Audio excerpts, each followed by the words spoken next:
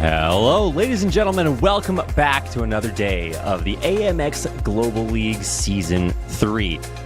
We are coming to you not quite live from Little Budworth for a trip out onto Alton Park today to start things out for our AMX Zero race. This is race day 10.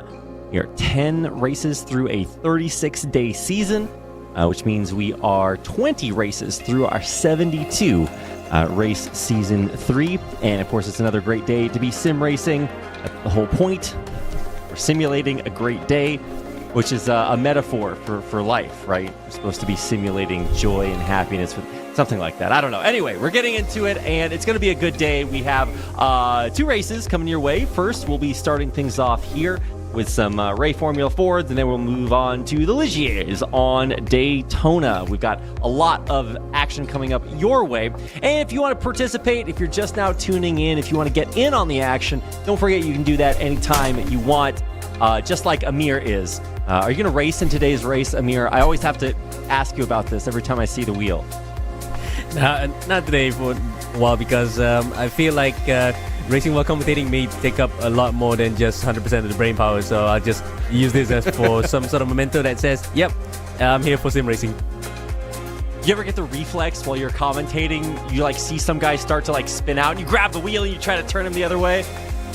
I think my sense of self-control probably would just be in my mind saying that, I probably would have grabbed that, but I'm not going to grab the wheel physically, so that would be a bit too literal. Then you got to cosplay like you're in the game. That's what I would do, just to make myself feel better about not being that good. Either way, we're about to get into things. We have, like I said, 2 races coming up, and of course, we're doing things the same way that we always have done, but it's a little bit new if you're used to some other races. And we do have quite a few new faces joining us today, so it seems like every single week we're getting more and more people out here joining us for AMX Season 3. And that's one of the good things about Season 3. You can join whenever you want. And here's a look at the overview. Now, if you are new to the broadcast, you haven't seen this before, but if you've seen it 10 times in a row, let me just run it down real fast. $25,000 on the line from September 20th to December 10th. That's about 3 months, and we are about 1 month through the tournament so far. The race format is the unique characteristic of AMX Season 3. We're running 15-minute qualifier, 15-minute Heat 1, and then 15-minute Heat 2, and we're reverse gridding the top 15 racers in between each of them to keep the action there, to keep the hopes and dreams alive of every single one of our racers, at least the ones in the top 15. It's a really cool format, and it's given us some great races so far, so I expect nothing less as we head through the season. As you join us, we want to see you. So when you join AMX Zero, we'll give you an extra $1 if you turn your webcam on. And if you're racing in our second series, AMX 10, the pinnacle of AMX competition, we do require that you join our Discord. Click the link to join our via camera, and we'll highlight you as you race in AMX 10. We do pay out balances over $100 every month, and it's actually not that hard to do, especially if you're racing in AMX 10. So join us Wednesday, Saturday, Sunday, wherever you are at amxrace.com to sign up for AMX 0, AMX 10, anything going on AMX, amxrace.com is the place. And like I said earlier, if you want to join us, this is when you can do that. If you are in the Americas region, Wednesday, Saturday, Sunday, it is evenings on Wednesday and then afternoons on the weekend. And if you are one of our European viewers, you can join us late night on Thursday. If you want to stay up late after curfew, put a blanket over yourself so your parents don't see the light. Join us late night on Thursday and then in the evenings on the weekend in Europe, CEST. Now we got to talk about what we are racing for. Here are the prize pool breakdown for AMX Zero here in Season 3. Basically, we're giving away $1 for fastest laps and $7 for first place in the qualifiers. That's right, we're giving prize money for the qualifiers and also in Heat 1 and 2. And with the reverse grid, we can really see a lot of variance there. So just because you're down a little bit in the standings in one branch, you can come right back in the next one. And so that means with 7 times 3 plus 2, $24 on the line, plus 1 if you turn your camera on. And that'll get you pretty close to the $100 in no time. Our racers this season are racing for a Grand Championship prize of a GT Light Pro, brought to you by our friends at Next Level Racing. We partnered with them to provide some great grand prizes for our racers this season. And if you're the champion of AMX Zero, you too can take home a GT Light Pro from Next Level Racing. So big thanks to them for hooking us up and hooking you guys up if you are the champion. Now let's check out that championship race and check in with our AMX Zero Top 12 racers for Season 3 so far. We are 9 races in, and Jackson Resenge, Fabrizio Belziti, and Caio Vinicius Gaspar are in your top 3. You can see the top 12 right there. And if you want to see your name in that top 12, head on over to amxrace.com and sign up. And we'd love to see you out there. And, you know, honestly, you're not even that far behind. Like, some of these guys have only raced 2, 3, 4, 5 times. You can catch up in no time if you are good enough to get up in to that top 12. Even some of our best racers, we've had many race winners, Kieran Harrison, Fabio Zamperlini, right? These guys are in 8th and 9th. Got to step it up a little bit here. I'm just giving them a hard time. Absolutely some of the best racers we have in AMX, not only in AMX Zero, but also in our premier tier, AMX 10, coming up a little bit later on. So we'll get a chance to check that out. So in case this race finishes and you're like, all right, it's done, you're wrong. We've got more coming up later on, so you don't want to go anywhere. So that's the top 12. We do have a little bit of a race coming up, I believe. And here to talk about that race and what we're doing, where we're going, what we're racing, is Amir. Amir, take it away and tell us what is going on in our first race of the day. Yep. Yep, thanks, Reed. As we can see right now in the background in Cheshire, that's the Alton Park circuit. But looking at where in that particular shot, you're looking at where the racing line goes, that's where the layout is going to be. It's the Foster's layout, which is commonly known as the BTCC layout. So Little Butterworth in England, in Cheshire, the county in England itself, opened in 1953, 2.656 kilometers long, and it has been hosting some racing since then, but most notably, in the early 60s, Formula 1 also came here. So it's a circuit that's pretty much well known for its undulations and its history. Yeah, absolutely. It is rolling hills, lots of elevation change here. So you might see a little bit of air on the cars, although, yeah, maybe not for the Formula 4s. Yeah, this is the Foster's layout, and that means that it's cutting the track basically in half, right? So the full track of Alton Park is about 4.3. We're taking it down to 6.2. So a little bit shorter means the action's faster, means we get more laps. It's going to be a good day. So what are we racing today, Amir? Well, it's the Avon Short Tires Ray Formula Ford 1600. So Ray Racing Cars is a British-based chassis manufacturer. Of course, it's an open chassis formula in Formula Ford, 1600cc engines, and it has quite a lot of power for the weight that it has. So 115 horsepower, 500 kilos, rear-wheel drive, and of course, a manual H-pattern gearbox. But I believe a lot of these guys will be driving in the sequential behind the steering wheel gearboxes, so they wouldn't have to worry too much about that.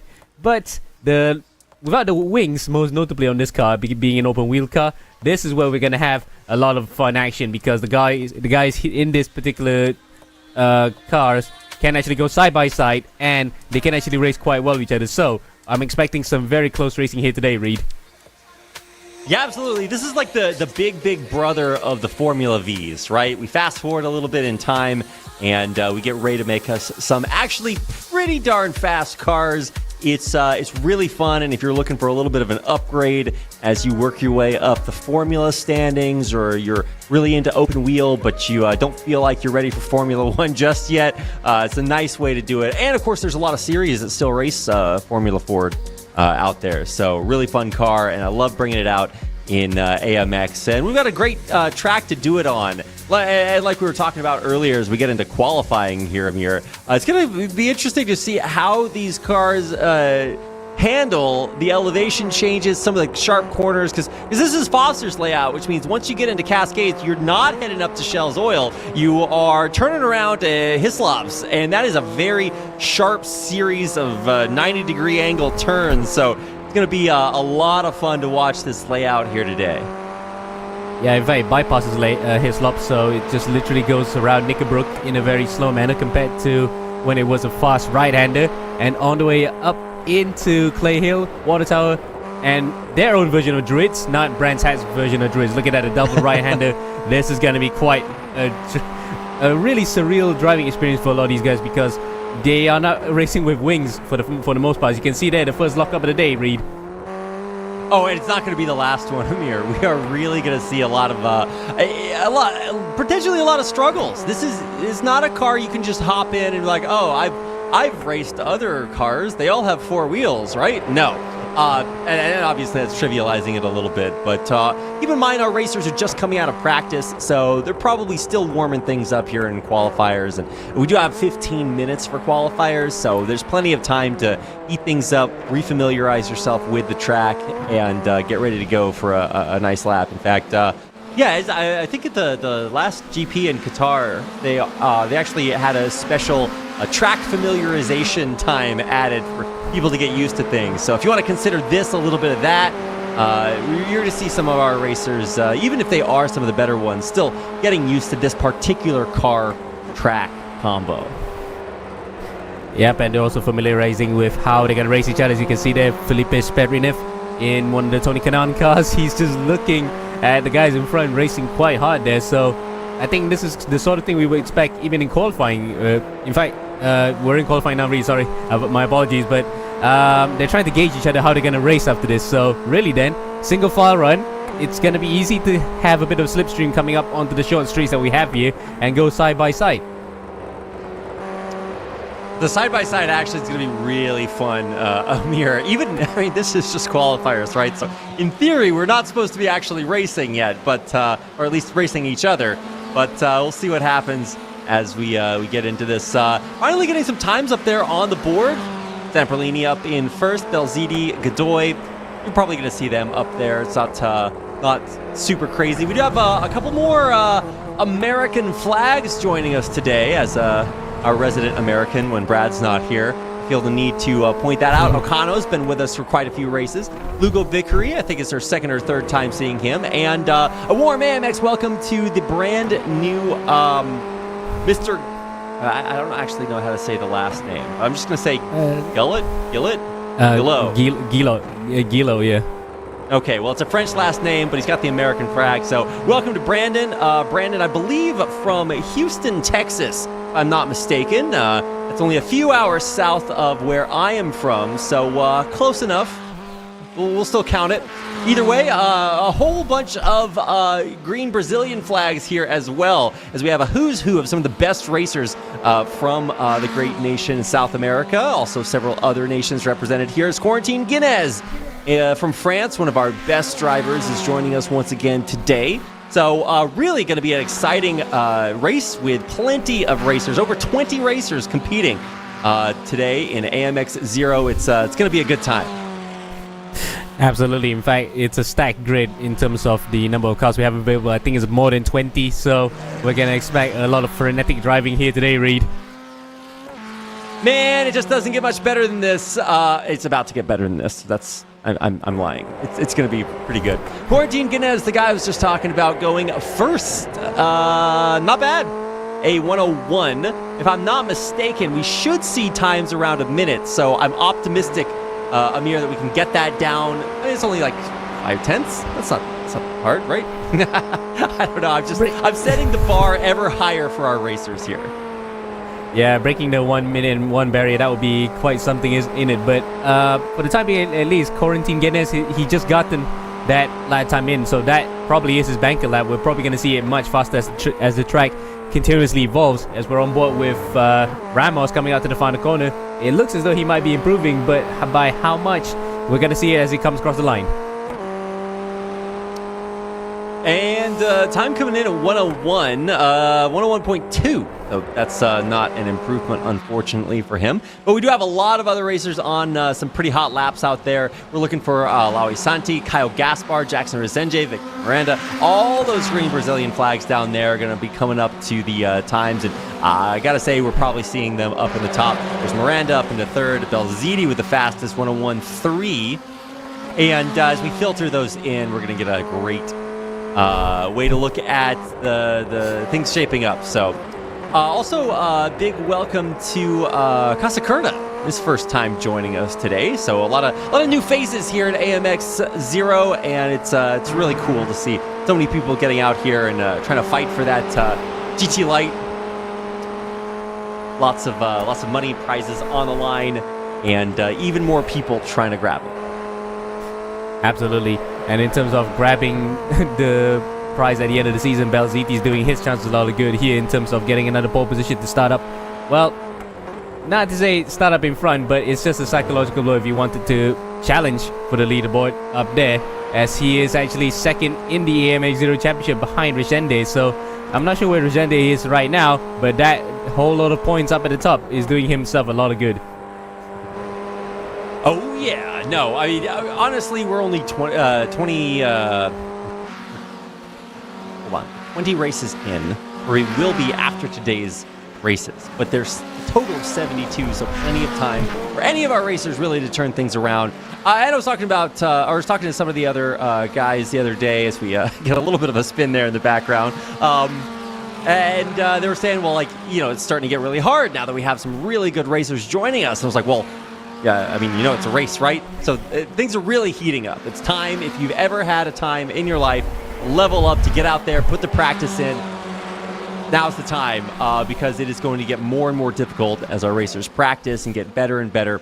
And we are continuing to see some pretty good laps put up. That 101.3, though, from Belziti seeming pretty difficult to beat at this point. A bit, 210s, almost close to 210s in a very short circuit. That's a hard time to find, actually, because that's the reason why a longer circuit, it's easy to find time towards the other drivers. But this one, with the gaps being somewhat close to each other, having a gap like that, like almost to a tenth of a second, that is a mega lap from Belziti. And I think he got that during the slipstream by just ever so slightly to get it up to 11.3.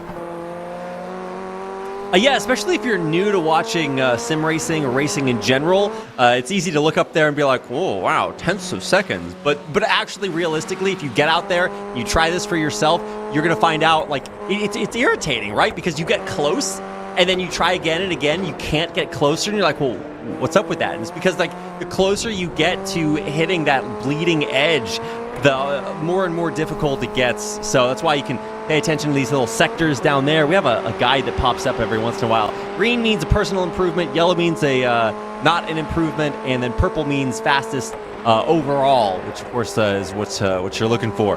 And we're on board with Connor Healy, a guy that we often see down there towards that 15th place spot, but with flashes of brilliance. We're just waiting for any day to be his day. We'll see what happens there. And there's, of course, that fabulous pop-up I was talking about. Purple's fastest lap in the session, personal best, and then not an improvement. And yellow's not actually always bad. It just means that you've done so well before that it's hard to replicate that success.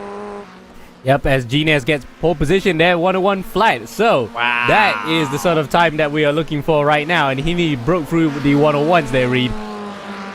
No, yeah, no, I called it. No, I was just setting the bar pretty high. Gorentine Guinness rising to the occasion. And that's 3/10 faster. You were just talking about that, Amir, how difficult it can be to shave off those tenths. And what do you know? Ramos actually getting pretty darn close with a near improvement over Belziti. So we got some really good times starting to come in here.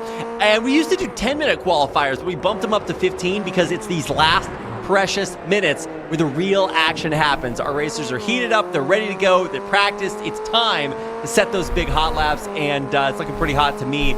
Although for Guinness, I think he might do the Max Verstappen, where you qualify, set a time so good, you just hop out the car, run back, rest a little bit while you watch everybody else out on the track try to beat you, knowing that it's probably going to be a pretty difficult task ahead of them. Yeah, almost a Sophian then, if you want to put it that way. But it's not impossible, though, because 101 flat, if you saw Gines can do it, I'm pretty sure several other drivers will be thinking, yep, we can do that as well. But we just need a bit of luck with the draft, and, of course, without having too much traffic in front of you. Because one guy in front, that's fine. That can actually help you with the draft. But too many, then it's going to be hindering each other's qualifying. Yeah, and that's actually tricky now that we only have these precious final minutes. You go into qualifiers, and there's always traffic, impedance. There's all these dirty air, whatever you're looking for, right? It's hard to sort of carve your own spot out of the track. Like, I didn't see your name on it. No, but like, come on. We've all got to give each other space, get the best laps possible. But setting up for that perfect qualifying conditions. It's group qualifiers, so you don't have your own space out there. You really do have to get out there and make your own space. And I think actually most of our racers are following kind of the rules, if you want to call it that way, giving each other space, getting some opportunities to put up their best laps, and still currently nobody really close to Quarantine Guinness, which might be what we see when the race starts. Although I got to point out, Reverse Grid is going to put him in 15th, see if he can make it back there, if indeed that's the final qualifier. Shout out to Brandon Gallo, who you can see there on your screen right now, joining us in that sick black and silver livery. In fact, it's a very carbon fiber livery, so a bit naked on the side, but that's still nonetheless a very good base livery to work with, as he's now on his way up to Druids. Oh, that's the traffic that I was talking about earlier. Yeah. Nearly hindering him there, Reed. Yeah, I don't think we're giving away penalty points for that, but with a spin out up front, no! He does hit, maybe, question mark? I don't know exactly how that happened, but you can see a big smile on his face. He was coming in for a big lap, and then unfortunately had some Goombas in the way, not able to come through with that. But there's still a couple of minutes left, so it might be able to get out there and complete another one.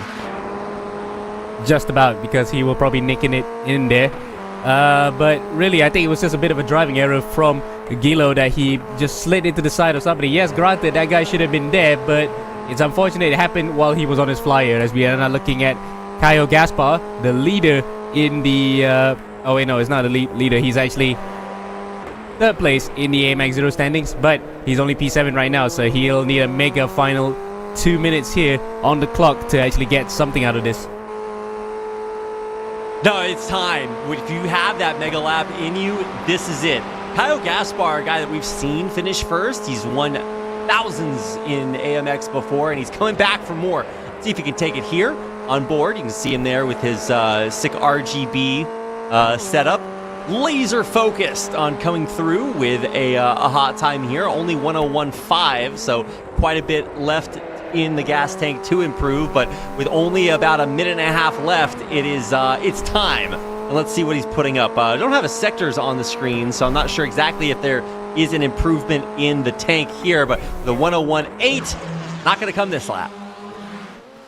Yep, and he went off track that previous lap as well, so that's why we didn't see a time come up. Point to note, I really like this livery though. That looked like the Stewart F1 team, the former Stewart F1 team, with their all white colors. Too bad there was no tartan stripes, but regardless, that's a nice throwback then, because I think he wants to channel his inner Rubens Barrichello. You know, the throwback liveries, we've got a lot of them. Victor Miranda. I love the last name, Dukes.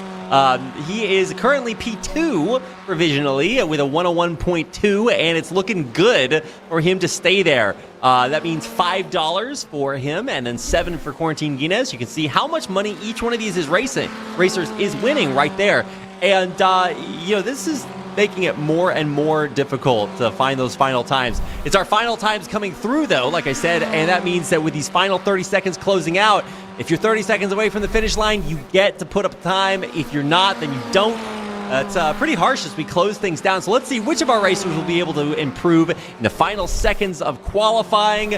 Boas puts up a time. It's not good enough, and everybody else starting to pit here. So realistically, this is a pretty good indication of what our final times look like. I always wait to see if a time pops up at the very last. Ramos gets in under the wire to steal the second place qualifier finish from what is it, Victor Miranda? Yeah, so wow, last seconds, puts up his time, gets an extra couple bucks in the pocket. Nice way to close out our qualifiers for AMX 0 today.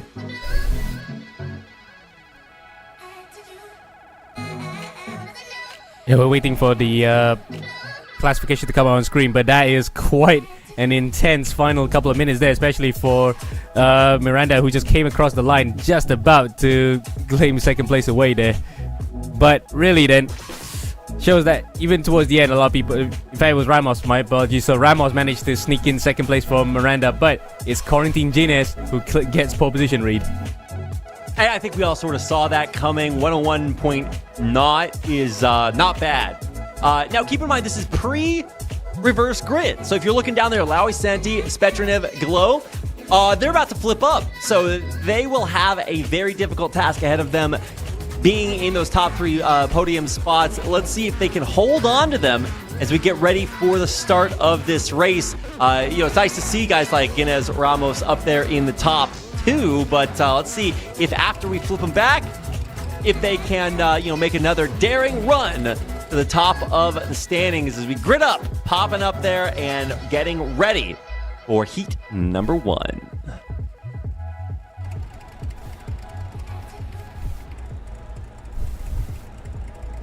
About to see the engines start revving, or hear them rather. Synesthesia about ready to go. I think we have everybody on the grid already, Amir. So it's almost time. And there we go. We are off for AMX 0 race number 10. And already a monster start from our leading Texaco livery. And I honestly just want to see how Gallo does as he joins up at the top of the field. Spetronov, Santi, Gallo, your top 3, but already some big climbers in the back as you watch Resende and Zamperlini try to booster rocket their way to the top of the standings. Action absolutely everywhere as we get already some off tracks there. Looks like Godoy spinning off and back to the very back, out immediately at the beginning of the race. Some spins back there, lockups galore. It's Healy, Godoy out of the race early. But I gotta say, very impressed with the getaway there. Spetronov is already putting quite an interval between him, Santi, Gallo, Zamperlini, Resende, your top 5. Yeah, that was a very good start from Spetronov. He got off the line better, even though he was on the proverbial dirty side of the track. With Santi on pole position, not getting the best of tractions, and he's been overtaken there by Gilo. So Gilo's gotten a great start off the line. He's up to P2. As further behind, we'll be looking at Kohavi, Ramos, and Miranda, the 2 Texaco cars are actually ganging up then on the other guys. So really a lot of action swapping, changing in the initial stages, but it's gonna definitely go all the way through because these cars just encourage very, very close racing, Reed. Yeah, absolutely. Lots of wheel-to-wheel action. I love this rear view cam from Gallo. He's got a ways to catch Spetronov, but Zamperlini, Resende, Santi, look at how close all these racers are. I mean, it's lap 1, right? Actually, we're on lap 2 already. This Foster's layout is so short, so we are really going to keep it close and personal. Hand-to-hand combat here, sim racing style, Amir, and you love to see it. Just so many racers vying for this. We got almost 25 racers today, but we also have a little bit of a spin out there. Casacerta Boas joining Healy, Okano, and Godoy back there in the back of the pack after spinning out. So some early casualties, but already some early climbers. Guys like Miranda, Calavi, Gaspar, Guinness starting to make their way up the pack. Yeah, Guinness, who's actually on pole position in the actual session. He's up 2 positions. Let's see if the other drivers. The most positions actually being gained by Fabrizio Belziti. So Belziti's up 7 positions to P5. And we're looking at that battle at the outside of the top 5 as well. There's Belziti leading the way for car number 21, but he's behind Zamperlini and Resende, so not that far away from getting a podium. We're on board with Gallo, this guy's first tournament here, and he's already holding strong there in second. Now checking out Gerardo Ramos, who's looking to overtake Miranda. Belziti dropping down a little bit. That battle, Santi Belziti heating up so hot right now. Gallo back at it again and seeing if he can defend against Jackson Resende. Look at that defensive driving, but coming alongside. I don't think this is the opportunity that he wants, but Resende good enough. Look at that move around the outside into the curb. I thought that was hard mode. He goes off track, comes back, a little bit of a rough spot there, but still able to hold on to second place. Right as I look at Zamperlini punching his way through the middle, coming to turn 1. That's not going to be on. And luckily, though, they all made it through safely, but Resende completely off the track. He might have gotten an off track for that one, Reed. I think he might have, but whether the slowdown comes later on, still incredibly impressive racing there. That top 4, minus Spetronov, who's booster rocketing into the future, looks so competitive. I mean, Zamperlini is really setting a margin for how fast he can go, but actually dropping down. What happened there? Oh, now that's a surprise because the gap is slowing even more, but I think he might have got to the poor exit coming out of the Knickerbrook corner, but then again, it might have been a timing screen error. We'll have to wait and see once we get the cameras back onto him. But look at Zamperlini with Kulhavi and Santi, the pole sitter right behind him, posted in the reverse grid anyway. It's all frenetic here at the start, and I think it's going to continue for the next 4 whole way as Zamperlini goes off, half spin. Luckily he caught it, but he's going to lose a lot of time. Not frenetic, perfect word, Amir. The action is just going to stay like that. Look at how close. We've got near tenths between so many of our racers. Eliseo about to make a big pass on Diego Villarreal in the back, climbing up to Zamperlini, who's dropped all the way down. So lots of action in the backfield. On board with Victor Miranda as he tries to fend off Fabricio Belziti and Gerardo Ramos. Although Belziti takes a scenic trip. He's working on his gardening skills there. Gilot also spitting out. He's going to drop down the standings, see if he can get it back on track or if he's too injured to continue. Man, some rough times for our reverse gridded racers who got spun up to the top and now have to struggle to hold on against a very, very charging pack. 5 out of 15 laps done and 10 more to go, mean that it will be very difficult as Resenge takes the lead from Spetrunev. A solid overtake. It sticks, and Resenge will hold that lead. Spetrunev behind him for now. We'll see how long he can keep it. Yeah, let's see how long he can do that in cars that's especially easy to follow because they don't have any wings on the back of these things, so no dirty air per se, but you still have to actually make the move stick. So really, there's Spetrunev. 0.3 of a second after crossing the line. He's going to have to regroup after losing that lead to Resende. I think there was a huge upset. I just saw like 10 racers tumble down the timing tower. So I don't know what's going on there. I'm assuming that something happened. We get a view of Zamperlini spinning out, but if you look at the timing tower, we just lost like 5 guys. I don't know if there's some disconnection, the Sharks are chewing on the internet cables or what, but my God, we have like 10 racers racing right now. Yeah, it's chopping and changing everywhere, but you can see further in the background there's still a big gaggle of cars together, so at least it's safe to know that at least a lot of these guys are still in, and there's that gaggle I was talking about just now, being led by Belziti, who will be a bit miffed by that half spin onto the grass, but luckily he's still somehow in the top 5, regardless, so he's in front of Donella and Ocano here, but he is losing touch to the championship leader up in front, Resende, who manages to claw his way up to P1, and he's going to take more points out of him. Yeah, man, Zamperlini dropping down a little bit. Ocano, actually, after everybody else fell back, he's back up to 9th, so that's actually not bad. Gilot, who tumbled down from being one of the race leaders, is actually also making a little bit of a comeback. Lugo Vickery even in the points at 14th, so lots to keep an eye on here as we are on board with Zamperlini. He's got Eliseo in behind. Eliseo is making up 10ths per lap, so really going to be tough for Zamperlini to struggle to hold on here, but really everybody fighting for Dornella's spot in 5th. Kalavi, Zamperlini, Eliseo, Ocano all within 0.2 of each other, and Kalavi making a big move for the lead, and he will overtake for that 5th place spot. Dornella takes it back instantly. Not going to stick it there, but such competitive racing here in lap number 8. Yeah, this is the kind of racing that we love to see in higher formulas, but you can't because of wings and slicks combined. These guys, it's semi-slicks with no wings altogether, so that's why we're going to have really good racing here. And it's still going hard after Donella's been overtaken by Cool Harvey. We're looking further behind from Donella, Zamperlini, and after that half spin manages to get his way up to the top 10. They're still at it here. It's really nail-biting stuff, but unfortunately it's not for the lead of the race. But regardless, we're still watching some really good racing all through the field. Oh yeah, no, and it just keeps getting better too. Eliseo, big climb coming in. Zamperlini dropped all the way down and he's trying to hold on, but look at him climb back up there too, taking 6th. Flavi though, also on a banger, he's way up there, 1.5 ahead solidly, that top 5 way apart from the pack, so the action will be behind it. That is Dornella.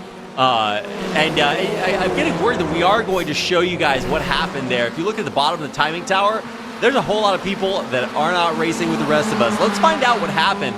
Take a look at the back of the field where we had some difficulties. See what happens here. So I'm guessing it's just going to be hooking a wheel. And so this is how the disaster starts. You don't think it's much, but then, catching some big air, clogging up the road. It's 1, 2, 3, 4, almost 5, 6 cars and more coming through. I don't know if this is going to be good. And spinning right in front. Wow, somehow threading the needle. The rest of our racers staying on the track, but yeah, a big 4 or 5 car pileup sends them all the way to the back. And no wonder Zambolini gained that many positions. He was the one that benefited the most out of that. He was the one that threaded through the needle and guided the rest of the way that the guys behind would follow. So fair play to him. He avoided that crash big time. But no wonder we didn't see we saw a couple other drivers, especially Santi Miranda further behind, because it was one of those tactical cars being involved.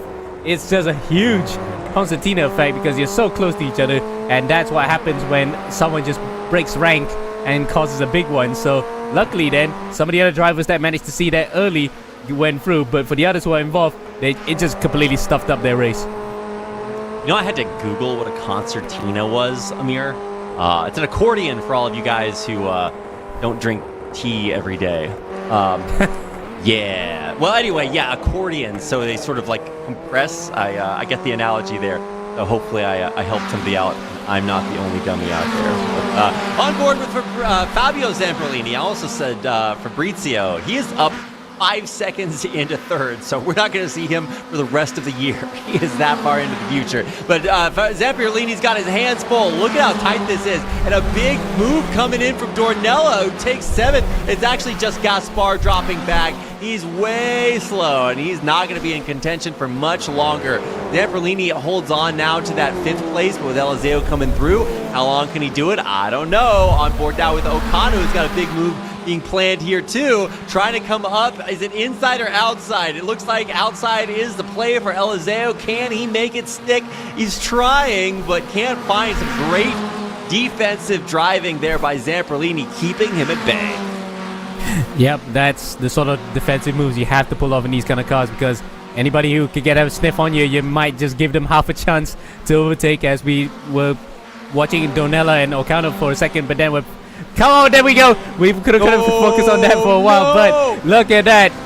With the cars being so close to each other, that was the sort of thing that can happen.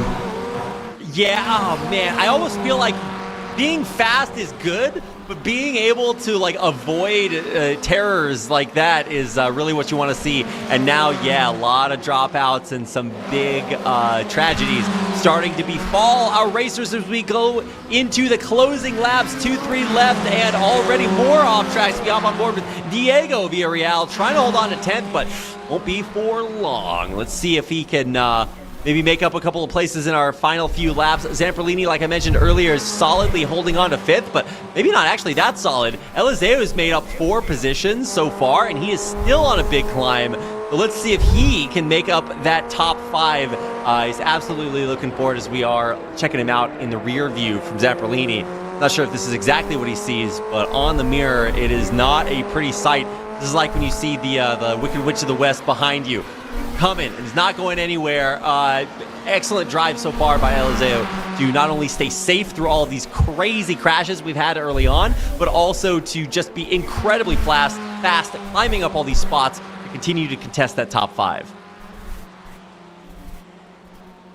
And we're going to have a replay now of yet another incident there with the Donella and Okano crash coming up after this. But, yeah, really not ideal for Okano and for Donella involved, as you can see what happened here. Oh, Donella lost it himself. So it wasn't a collision after all.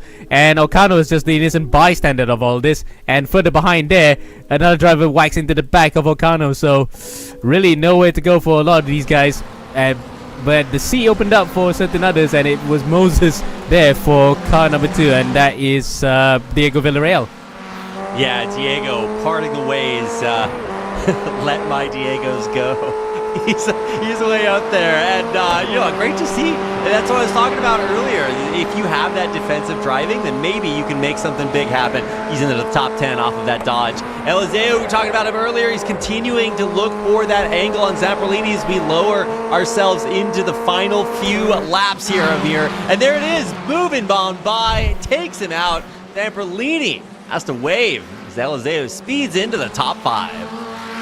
Wow, that looked a bit too circumstantial there. He might have actually given away because of having a bit of a cut track earlier, or he just gave way because he thought, okay, I'm not fast enough to hold you back, so I just let you through to benefit both of us.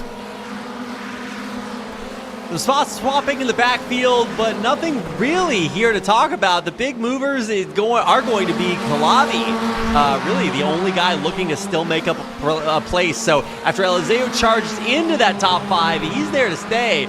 Is Fabrizio Belzini's third place spot secured? I don't know, Amir. I think Calavi with just closing 10th here in our penultimate lap. Yeah, but Belzini then with the recovery drive of dreams, he was in the grass for a second. We thought, okay, that's him out of it for the top 10. But here he is now fighting for P3 in the closing stages. Kulhavi and Eliseo then looking really hungry behind him. They want to take that podium away as well. And it's not that far away from the leaders as well. Just in case something happens to them, it might still be on for the win. But final lap flag flies, and Belzini then holding on for dear life. That's right, white flag's out, Amir, and as we close out this race, you can really see the quads of steel there tensing, pulsing, throbbing. Fabrizio Belzini desperately holding on to that third place spot. Calavi not going to let him have it easily. We are halfway through a very short lap here on Foster's. Is not going to last much longer, so the time, as they say, Amir, is now.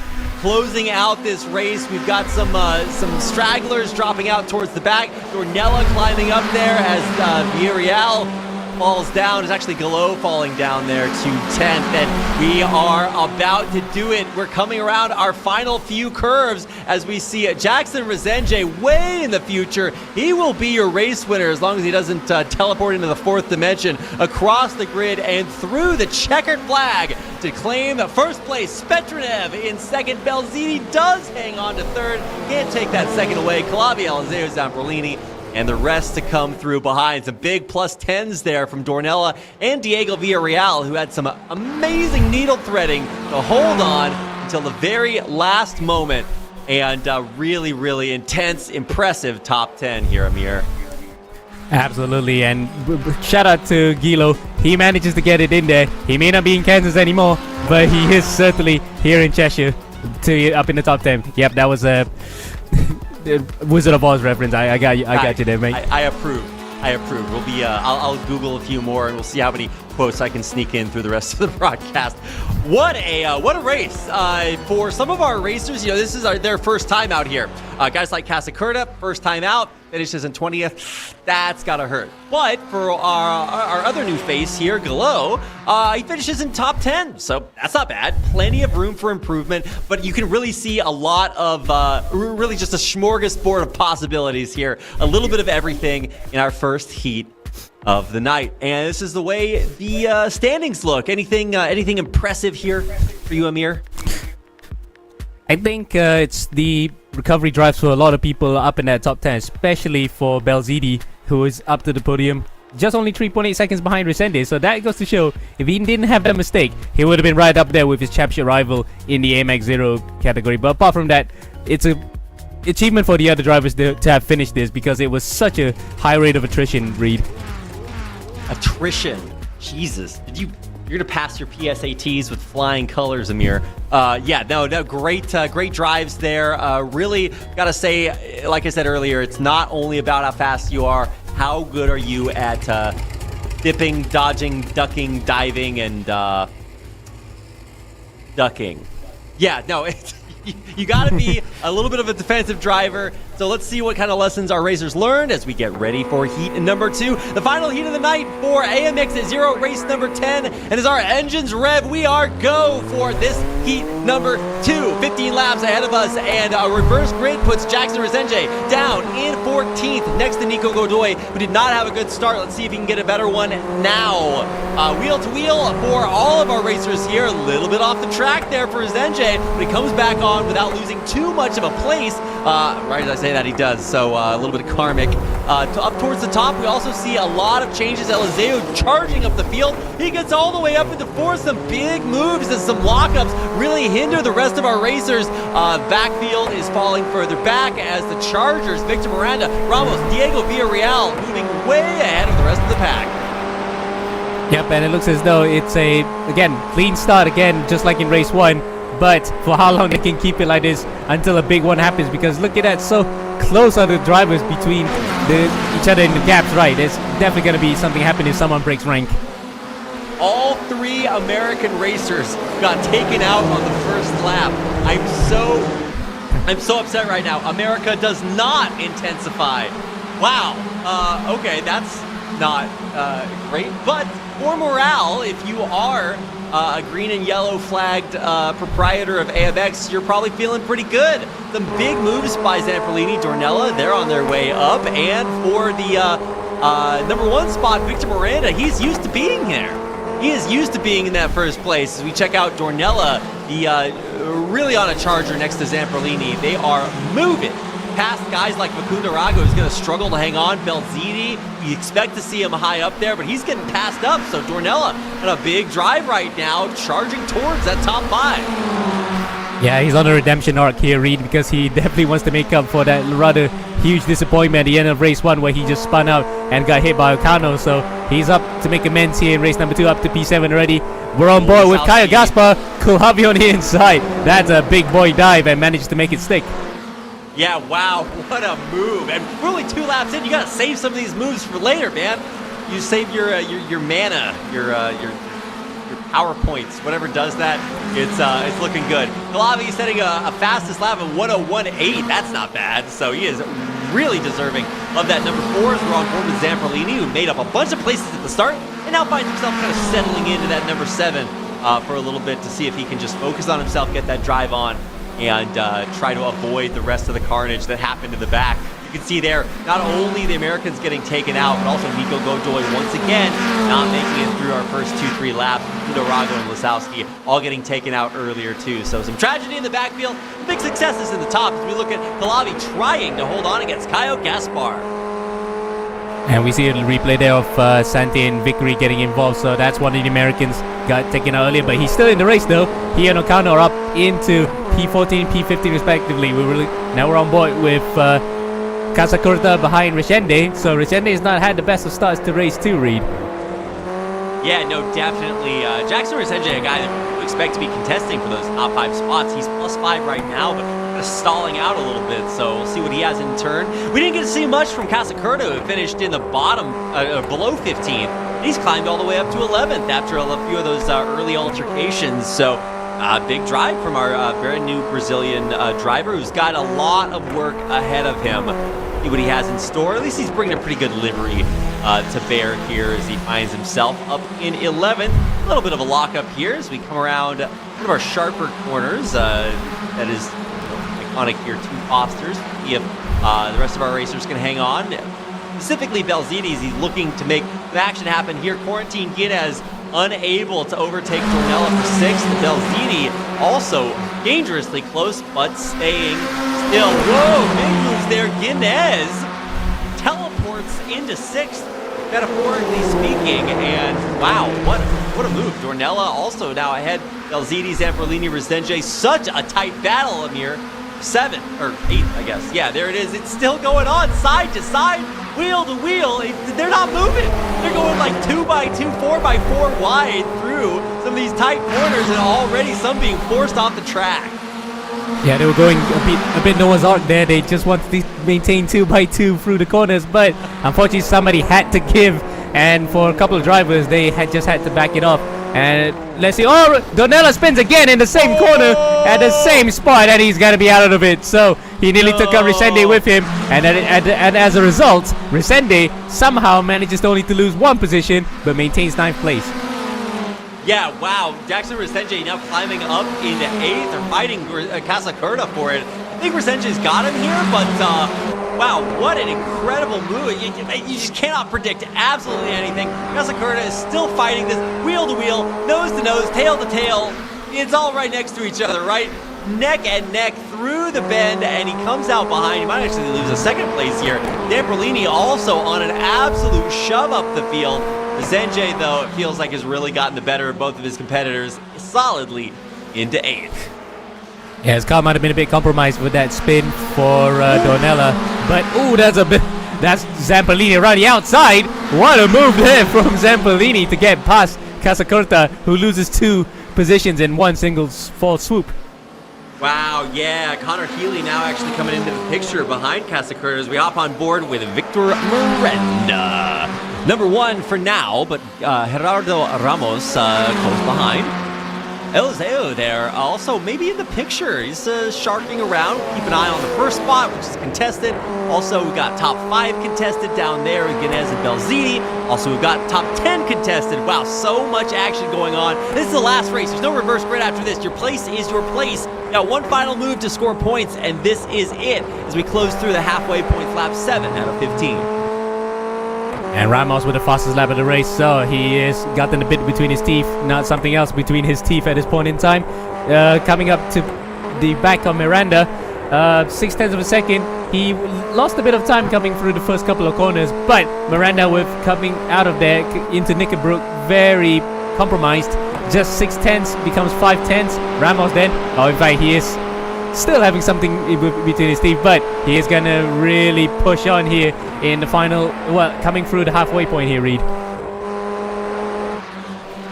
That's right, Amir. Things starting to settle down, at least as far as the back goes, but we still do have some action. And this is not really where you're going to see the action as Ocano takes a trip back out of the race. I don't know what's happening there, but a tragedy back in the back.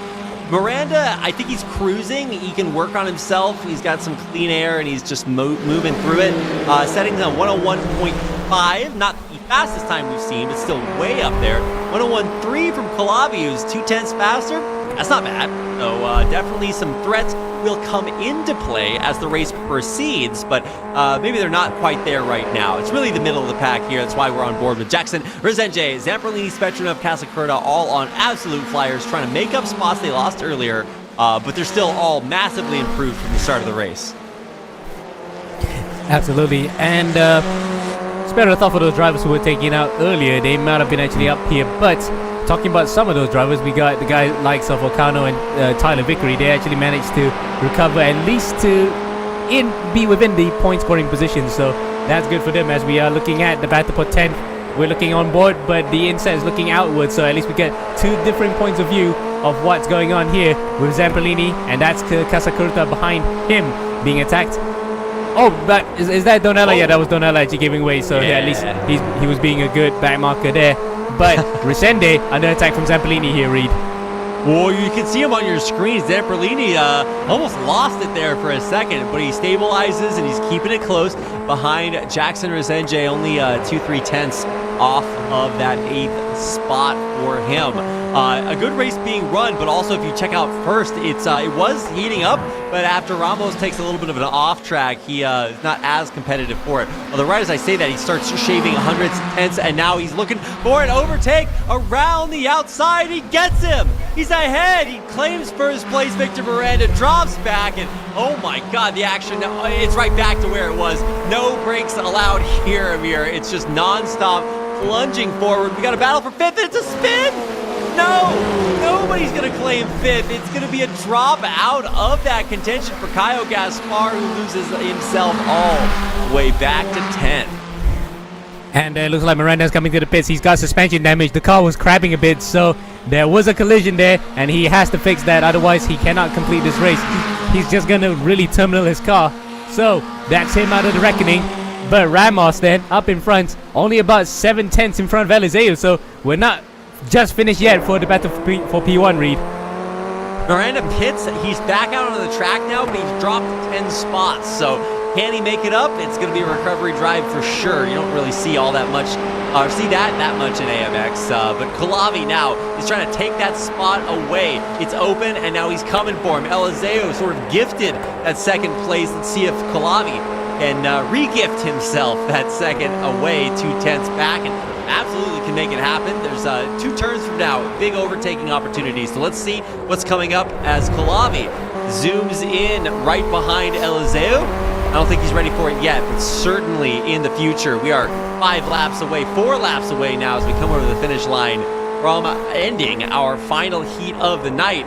Kalavi definitely wants to end it about $1 richer. Or make that $3 richer if he could get up to the back of Ramos, who looks as though he is struggling just a bit. His lap times previously was a 101.3, whereas Eliseo and Kulhavi were just 3/10 faster than him. So something's up with that car, and it's not looking good for Ramos. He's going to have to do a very big defensive drive here to prevent Eliseo and Kulhavi from getting to the back of him. Ooh, yeah, no, this is, I think what I was trying to say earlier is that this is the period of the race where you're not necessarily racing against other people, you're racing against yourself. Miranda actually get a big move there on Zamperlini. I actually know it's Kyle Gaspar who drops back, and I think he spun out. Yeah, so Kyle Gaspar out of the race now. He's going to promote everybody else up a spot. Miranda now moving up a spot over Healy into 8th. Aeon to the back of the pack, good, but the battle still continuing, keeping it close here at the top 3. I think you might see everybody just put that pedal to the metal here in our next 3 laps or so. Really looking forward to fast forwarding 2-3 laps and seeing if this is a close race for the finish. Take a look at a quick BenQ replay to see exactly what happened here. Around the corner, no brakes there, cut the cable and unable to keep it on the track. So that's what happened to Miranda up in front at one point. So that's why his car is, you can see that visibly it was crabbing a bit, but luckily for him he didn't lose too much time in the pit lane. There he came out 11th, but now he's up to P8, so he's benefited from some other drivers' misfortunes. As up in front, as a battle between Eliseo and Ramos. Eliseo's gotten ahead of Ramos, Reed. Right next to each other, Ramos, Eliseo, Calavi, they're all just neck and neck. It looks like Ramos is okay, but he's on the outside, so coming through inside is Eliseo. Can he make it happen here? Calavi also wants them to fight so that he can find a way through, but currently it's just a wall of Formula 4 in front of him. Wheel to wheel coming through the curve, and it looks like this is not going to give up yet. Across the track, overtaking off of it? I don't know if that's kosher, but he's trying to make it stick nonetheless. Inside, outside, swapping right back and left. It is Ramos in the lead for now, but for how long? The answer is probably for a little bit longer, as he does find himself about a 0.5 advantage, but it's now Kulhavi who is trying to take even more away from Eliseo. And Eliseo's on the outside here, coming up to the most treacherous corner of the entire circuit, which is the double right-hander here at Druids. It's got to be two abreast there. Luckily, Kulhavi manages to get through. Eliseo gave him a lot of space, but will that actually impede them in their pursuit for P1? Ramos was just inching away ever so slightly, but his car, by the looks of it, is just slightly compromised. Yeah, it's not going to be running at 100% for sure, which might mean that he is just trying to saving spaces. It's our HGTV show now. Can he hold on to that top 3 down through our final lap of the race? Belzini's 5 seconds back, so realistically, if he just saves, he's okay. And top 3 is not a bad finish, obviously. So for Eliseo, maybe trying to just hold on right there. We do have a battle between Zamperlini and Healy for that 10th place spot, but even that does not look like it's going to be incredibly difficult. So we're realistically just going to watch Eliseo for about another lap and see if he can make up about 2/10. Yep, and all the while then they have to work together here, because we're coming up to the final lap after this, and if Ramos manages to inch away ever so slightly, maybe by another 10th, that'll be enough for him to take the win. But Kulhavi and Eliseo mustn't let that happen. 3/10, 4/10 now, it's just fluctuating in between. We're on to the final lap here, Reed.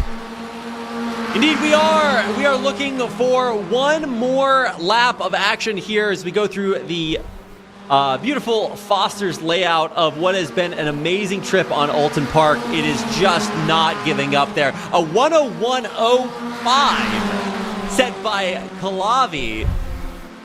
What is happening up there? He is absolutely gunning for that top spot. He wants those extra $2 in his piggy bank. He's going for it, and he knows he only has precious seconds left. Alan, an absolute flyer. He has the pace, but oh man, it's just, he's running out of track right now, Amir. Yeah, he only has one final overtaking spot at turn number, well, it's not turn 15 on the circuit, but you get ideas at Lodge. That's the only place that he could overtake. Through the double right here at Druids, coming out to the final corner now. Where's he gonna go? He'll have to dive one on the inside here. Ramos throws a block, and it looks as though he might have gotten it sewn, but can he go through on the switchback? No! Ramos manages to hold on here for the win. What a gutsy defensive drive, Reed. Oh my god, checker flag coming out, and Ramos holds on against an absolutely charging Calavi. One more lap and he would have gotten him for sure. What a final. Top 3 also very competitive, all the way down through to Victor Miranda, who pitted, came back into the race, and and still finished in 8th, right ahead of Zamperlini and Healy. What an incredible race. Oh my God, Amir, what a way to finish things off. The checker flag's flying behind. Still want to see if maybe Rago could overtake. I don't know. Oh, I think Rago is actually going to overtake here in the back, so he might be able to get into the points. Yeah, he's going to overtake Lugo Vickery. And there he is, popping up, getting some money. The checkered flag flying, and he's going to get a couple coins more. So tossing some coins to our... well, he's not a Witcher, but close enough. He's getting the money down there in the bottom. Action-packed across the field, and what a finish to our final heat of the night here in AMX 0. Race 10, Amir, what a way to go out. Oh wow, what an amazing finish, and just as I expected, these cars really provided amazing racing. No wings here, but no less action, and that's why Formula Fords are the best form of motorsports, Reed. I don't know. Best. Let's not get ahead. No. They're pretty good. It was an absolutely incredible day.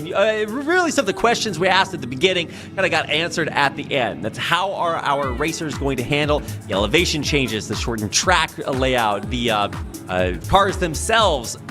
And we got a chance to see a little bit of everything. Some disasters at the beginning, close racing at the end, and a little bit of everything in between. Shout out to some of our newer racers. Kasakurta has a great second heat. We had Gillo, who had a great first heat, but crashed out in the end of heat number 2. So really, you're starting to get the crash course in what it looks like to go through all of this reverse grid craziness and have a trip out into AMX 0. It's free to enter, so absolutely anybody can get out here and race with us. And starting to see how crazy that makes things, but also how entertaining it can be to watch.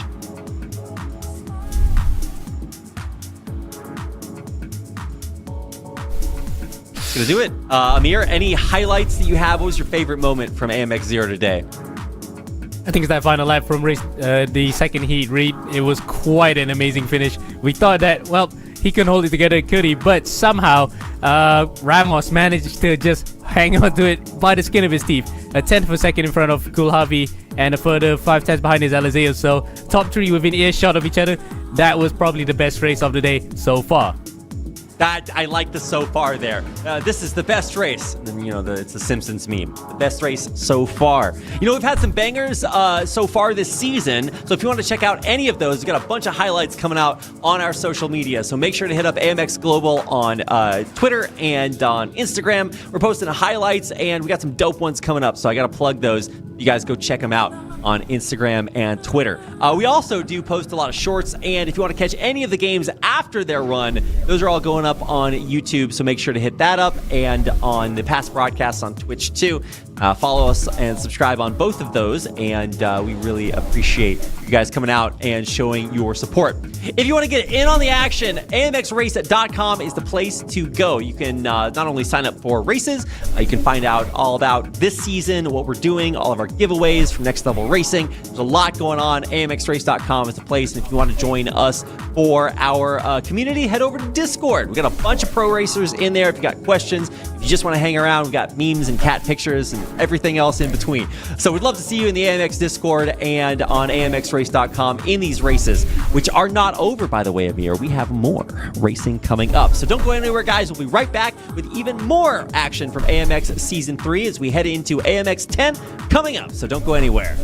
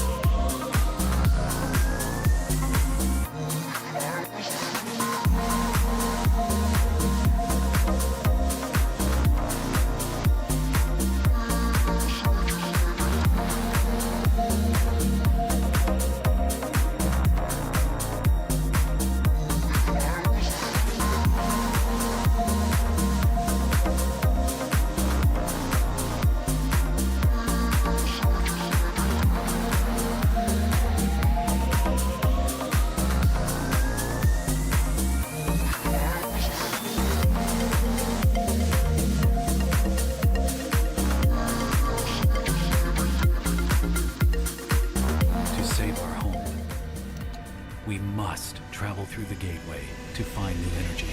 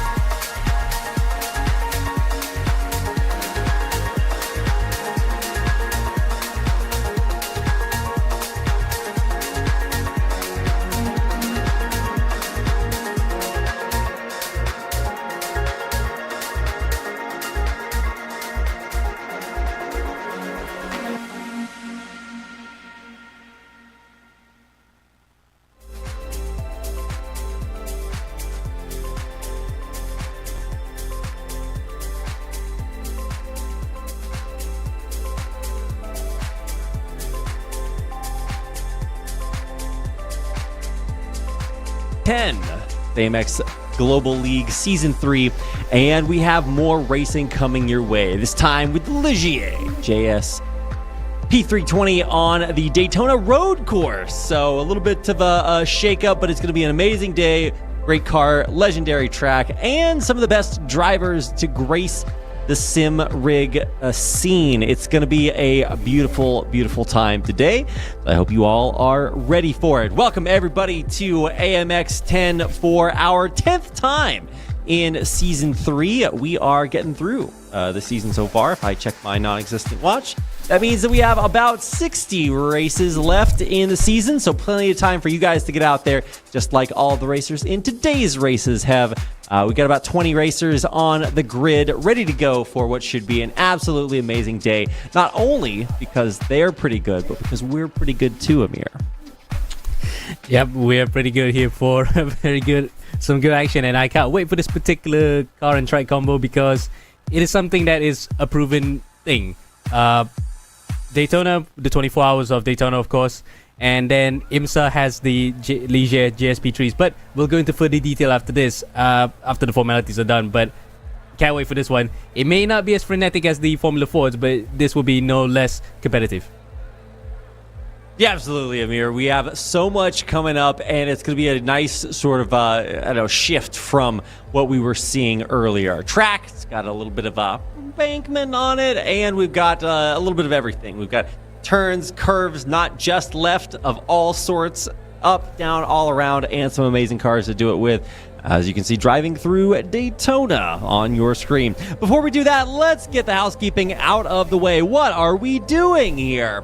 For 3 months, from September 20th to December 10th, we are fighting for $25,000 in one of the biggest, baddest, it's actually goodest sim racing leagues out there. We got 72 races this year. We're through 12 of them, and we're going fast through the rest. So make sure to join our very unique race format. We have 15-minute qualifiers, Heat 1, Heat 2, and we do a top 15 reverse grid in between every single section. So we're keeping it fun, fast, and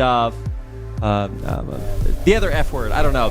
It's going to be a great day to go through this because, especially with Ligier's very, very fast, quick little cars, and we're going to see what they can do in this format, which really does mix it up quite a bit.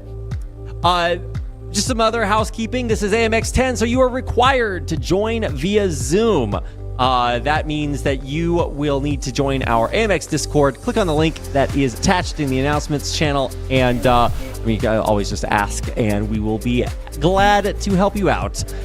Additionally, because this is AMX 10, the prize pool is $601. If you are able to win over $100, we will pay you out every month. And of course, we're racing in AMX 0 and 10 every Wednesday, Saturday, and Sunday. If you'd like to join us, amxrace.com is the place. Here's what the schedule looks like if you are in the Americas region. Wednesday night, Saturday and Sunday morning or afternoon on the weekend. I don't know, that's morning for me, if you know what I mean. If you are in Europe, Thursday at late night and evenings on the weekend. So plenty of time, plenty of opportunity for you guys to join us no matter where you are. We'd love to have you here in AMX Global League Season 3. This is a look at what our racers are fighting for. $40. We're going to pay that to you if you win first place in our qualifiers. Qualifiers. That's right, guys. You get out here, you qualify. You're going to win money for just qualifying. 15-minute qualifiers get you $40 for first.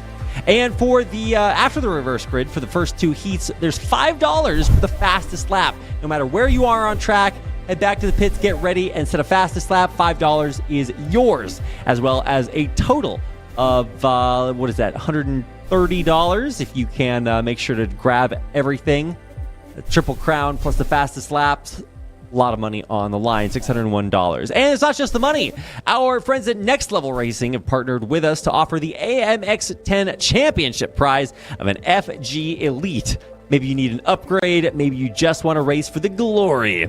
This is coming your way from Next Level Racing, so a big shout out to them for providing us with such amazing prizes. I think this is a $12.99 value for the champion of AMX 10. A lot of money on the line and a lot of awesome prizes. And this is the way the championship is shaping up right now. Our AMX 10 top 12 for AMX 10. Diogo Pinto has been killing it. 6-2 there for first place. Kyle Gaspar Vicente rounding out your top 3, and that is what the top 12 looks like. If you'd like to join the top 12, head on over to amxrace.com and get your name up in lights by joining AMX 10. And AMX 10 does have a $10 entry fee because there's a $600 on the line. This isn't just us making you pay to race. There's a $600 prize pool. So, like, you know, it's you're in the top 15. You're probably still coming out pretty well on that. So this is the pinnacle of competition. These are the pinnacle of racers joining in the competition. So really a who's who of some of the most talented racers that we've seen this season in AMX 10. AMX 10 top 12. Why isn't it the AMX 10 top 10? I don't know. Monthly promotion for the next month. We are giving away the top 10 entrants for free. That means that normally, normally you'd have to pay $10 to enter AMX 10, but now, if you are fast enough to be in the top 10 entrants, then you will get it for free. You will not have to pay that $10 entrance fee. So make sure to keep checking back amxrace.com for your chance to enter for free. Play for $601 in AMX 10 races for the month of November, January. It's actually October. Sorry, I've never looked at the calendar before. That's going to do it for our housekeeping. That means that it is time for me to throw it over to Amir to discuss tri-ovals and why they're the best. Yep, certainly, Reed, and we're going to have it on screen here. Of course, the name itself is on the infield grass there, Daytona International Speedway, but more specifically, we're going to run on the road course. It's located in Daytona Beach, just up from when the original NASCARs took place on the original Daytona Beach course back then, and it's opened in 1959 with a length of about 5.7 kilometers, so a bit underneath the oval length, but still nonetheless a very technical course. So we're going to see it in due time, and the cars that we're going to be using here today are a highly technical prototype known as the Ligier JSP320 a bit of a mouthful there. 460 horses, V8, rear-wheel drive, a little under a ton, and sequential gearbox. So these cars are not like maybe, you know, technologically advanced compared to the P2s or the P1s, but still quite a handy piece of kit to drive around the Daytona International Speedway. That's right. Essentially, LMP3s, if you want to look at it that way, these are still very, very fast cars with a lot under the hood, and it's a lot of fun to race too. A lot of series bring these out, and so it's really cool to see them here on Daytona. So, like I said, it's going to be a different car combo from our first race of the day in AMX 0, keeping it a little bit more accessible. And now we're leveling up a lot as we head out onto one of the most iconic tracks anywhere in the world, and doing it with some very cool cars as well. We're finishing up qualifying here, so we're starting into qualifying, finishing up practice. I'll get it eventually there, guys. Yeah, we do have an hour practice before the race starts, so if you guys are joining AMX races this season, then come a little bit early, get your practice laps in, and get ready to go for qualifying, which should be starting up here in just a minute. Give these racers a chance to put their best laps up there, and you're still racing for money in qualifiers. It's not just like the setup for the actual race, so still a lot of money on the line. And a lot of cars on the line, too. I think we have 22 racers for this. Yeah, I think we have just about a smidge under 20, but it could have been more drivers joining in between. But timing screen, unfortunately, not up on my end. So I think the timing screen's gone a bit for a breather. We'll wait until it comes back. But the cars are out on track here. And now we'll get to see how it's going to be like with these guys together. Yeah, that's right. We do have some very, very iconic cars, liveries, some nice throwbacks, as well as some of the best racers in AMX 10 this season. So, lots to talk about as we get into our first minute of qualifiers. 15 minutes to go, and 14, I guess. And so let's see what this looks like. Hopping on board with Enzo Benito One of the best Italian sim racers out there, and of course a credit to Team Redline. Actually, if you look at the very front of that car, you can see a little AMX logo. Huh, that's cool. Either way, player 00 is racing forward and doing so very, very quickly. Enzo Benito, of course, one of the monsters of sim racing on Team Redline. Happy to see him and his teammate Ollie Steinbraten joining us here as well as a host of some of the best racers in AMX 10 this season. Lots to talk about as we look to see what kind of times they are looking to put up on the Daytona Oval. What are we looking for qualifying times here, Amir? I think around the 43s, if I'm not mistaken, because I saw just now Benito was doing around that time, but we'll see, because practice doesn't really tell much, because qualifying is when they really go full pelt here and just go for the ultimate pace. Yeah, that's right. It also takes a little bit of time to heat things up, so it's not like we have, the fastest laps at the very, very beginning. It's 15 minutes, and one of the reasons we made it 15 minutes is because it does take some time to get your spacing right. It's not just about having as much clean air as we see Benito with here, but there's a lot of cars out there, so you definitely have to sort of position yourself well, and it can unadjust as you race around the track depending on how fast the traffic is going. So see what it looks like to ride on board here with Enzo Benito, doing an excellent job so far through the road course, making the most of the heavy embankments, and really exciting to see these LMP3s out on Daytona. I don't think I've seen this combo before, so it's a new one on me.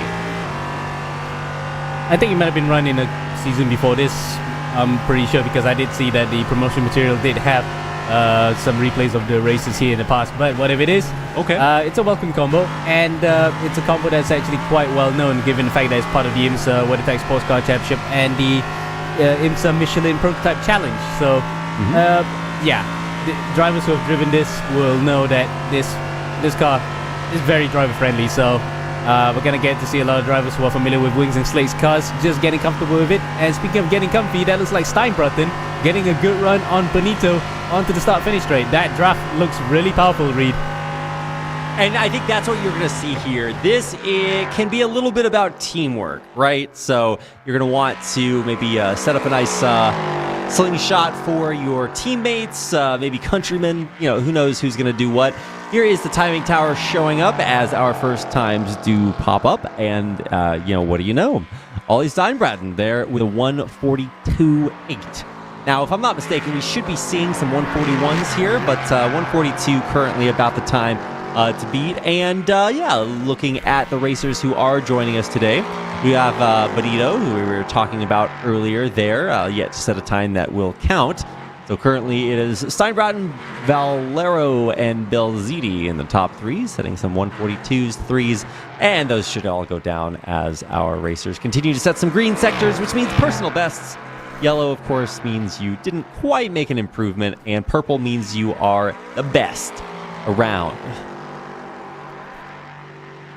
We can see Steinbraten going onto the apron, back onto the oval there. In fact, he is following behind Benito. No, for Steinbraten actually still is ahead of Benito, so this time he is going to give the draft to Benito, and let's see if he can improve that time still, because for so far at least, Steinbraten setting a wicked pace, 42.8 in the purples right now. So really then, he's setting the pace, but let's see what Benito can do in the slipstream.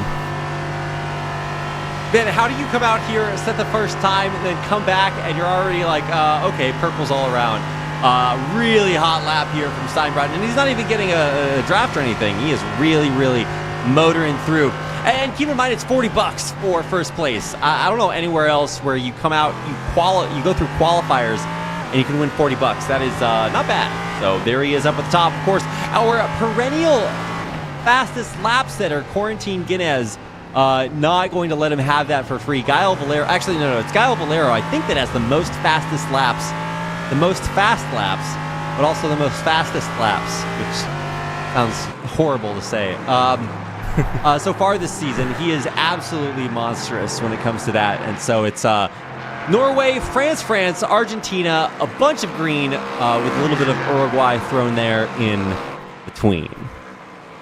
And we're looking at Gal Valero now with a Hyundai livery, no less. You can see the Hyundai on the side there, so that will definitely perk up some Koreans in the morning here, seeing Ligier with the Hyundai colors. But looks as though he's struggling this lap, and in fact, he's got drivers for company behind, so he might have to give them way. Otherwise, he'll just give them a free draft.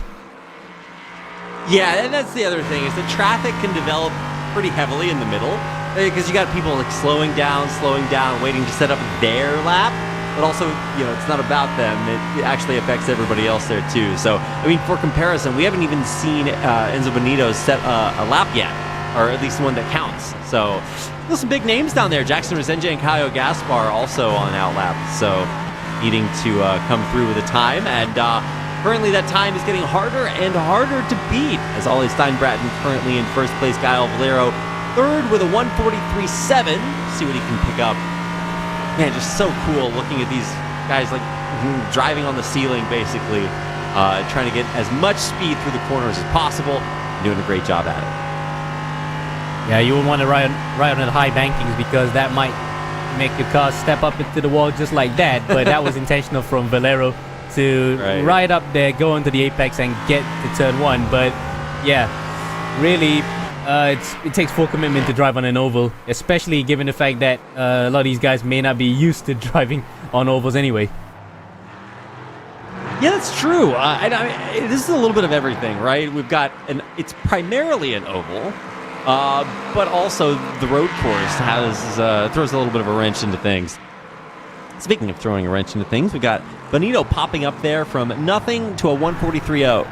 So, still not able to break that 1:42 like we see from Steinbratton, but I think he's getting up there. We'll see what happens. That top five is going to be monstrous to watch throughout today's race. So, very excited to see what that looks like. We hop on board with Fabio Zamperlini, getting a chance to check out his livery, which I gotta say, actually a little boring. I expect the best here. His his Radical SR8 livery with the eyelashes is so cool, but now he's got to be a corporate wage slave with his Duck Hawk Racing livery. So, I mean, I get it. We all know why, but I'm just disappointed. We had pencil liveries. We have corn on the cob liveries. I think we had a meatball or like a pepperoni pizza livery. I forget. So there's so much potential wasted. No, but it is Duck Hawk Racing. That's the DXR, actually DHR, as I found out unceremoniously a little bit later. Zamperlini currently in the middle of the pack at 1:43.8. Got to climb up 7. Yep, we're in a bit of a lull at the moment, because most of the guys have gotten back to the pit lane and just trying to ready it up. But going back to that corn in the cob livery, that will look really nice if we had Iowa Speedway, corn country. Oh yeah, the Corn Huskers able to have some thematic liveries out there. I wonder if that's going to coincide. We also need like a baguette raceway or a livery when we race in France or Gilles Villeneuve.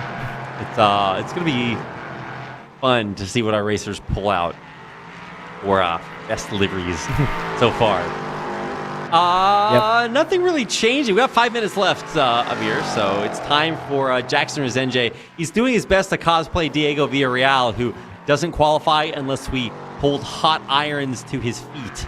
And yet, there he is up there with a 1:44. And it's actually Jackson Resenje that has yet to stay within the lines and set a time for qualifying. And honestly, I feel like he's definitely capable of the low 1:43s, so hopefully we get a chance to see what it looks like for him to get up there on the board. Plenty of time. Yep. Still got about less than 4.5 minutes left to go after this, but looks like Resende has managed to come through the bus stop chicane and probably powers his way across the line. But will it be enough to still be in the top 10 when he crosses the line? In fact, top 3 even. Wow. A 43 flat. That draft really helped out big time. Whoa. That's crazy. Wow. From out of nowhere. From downtown. And he comes through for top 3. Wow. Yeah, that's pretty good. And once again, now time working on his side. Okay. Whoa. Taking a little bit of a detour. Probably going to head back to the pits anyway. But, yeah, wow. Resenje up in third.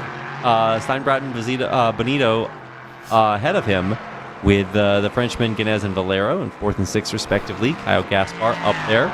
Kind of waiting on guys like Victor Miranda, Zamperlini, both guys that we've seen do pretty well. So see how things work out. Love the Vodafone livery there from Belziti, one of the iconic McLaren liveries. It's funny how we go from we won orange back to now we are reminiscing about seeing the chrome Vodafone colors, aren't we? Because McLaren are just like that team that somehow maintain liveries quite well, but we reminisce one or the other. I mean, it's not just about the car liveries. It's also about like the racers that were driving them during when those liveries were possible. I mean, you just think back through like the legendary, McLaren racing teams. Not even just F1, like across the board, they are just so iconic, or at least they have been throughout the 90s and early 2000s. So kind of nice to roll it back a little bit, get some throwbacks here. Victor Miranda rocking the Texaco. They will find a way to put that star anywhere on the front of a car. And even though it looks a little bit more like they stuck a starfish to the front, given the weird LMP3 layout. It still counts. Gotta get that hashtag branding out there. Although currently Victor Miranda is branding himself in 11th, which is probably a little bit beneath him. Maybe it's just an unfamiliar car track combo or something like that. But I would definitely expect to see a little bit more. Although with the reverse grid, it's going to put him up towards the top anyway. So either way, hope we see a good drive here from Victor Miranda. Certainly, yeah. And the fact that he's got some traffic in front and behind him, it might help out in terms of the draft. But let's just hope that the guy in front, it looks as though that's, that's Resende actually. Resende is giving him the draft this time. So Brazilian with Brazilian, that might help out a bit. But through the corner, he's coming a bit too close there. So that might not help him out at all, at least until he comes out to the oval section.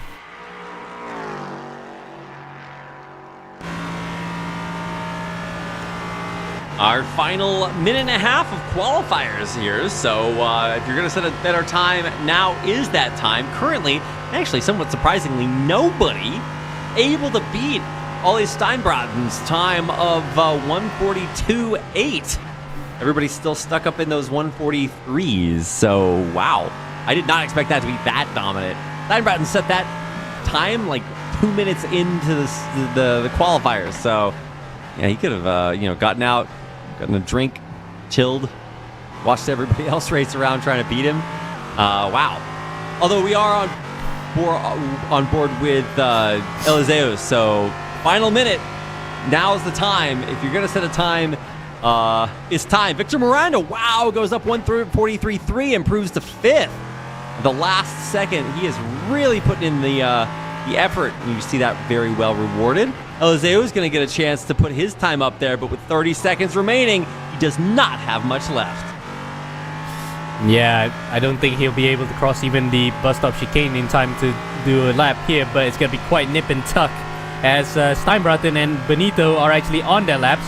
Steinbratten is now improving, only just a personal best in the 3rd sector. Here they come now, the two red line team shorted colored cars, with Benito setting 2 purple sectors. It might just be the fastest lap of the entire session here for Benito across the line. Will it be an improvement? No, it's not. It is just, in fact, it is an improvement, but it's not enough for pole. Yeah, man. I mean, he was really putting it down there. Almost hit a 142. I think it was 143.005. So, I mean, nice. You're like even more second place. But at the end of the day, it is only a second. So, either way, some really, really impressive runs. A lot of it was that tri-ovular experience. But, I mean, you can't say enough about Ollie Steinbratten, who is really holding it down. The number 2 is number 1. And, of course, Enzo Benito, also from Redline. Previously, I guess, also raced for McLaren Shadow in F1, too. So, really, I mean, as long as it goes fast, Enzo's pretty good at it. I mean, his first name's Enzo, so that by default makes you good at racing, right? Yep, it was almost christened to be that way. But the other surprise package is Corentin Gines, who's actually just 2/10 behind the two red line drivers. So then that shows how competitive he is. Watch out for him to be the dark horse in the race. Resende Miranda might be working together with the two Tony Kanaan cars in 4th and 5th.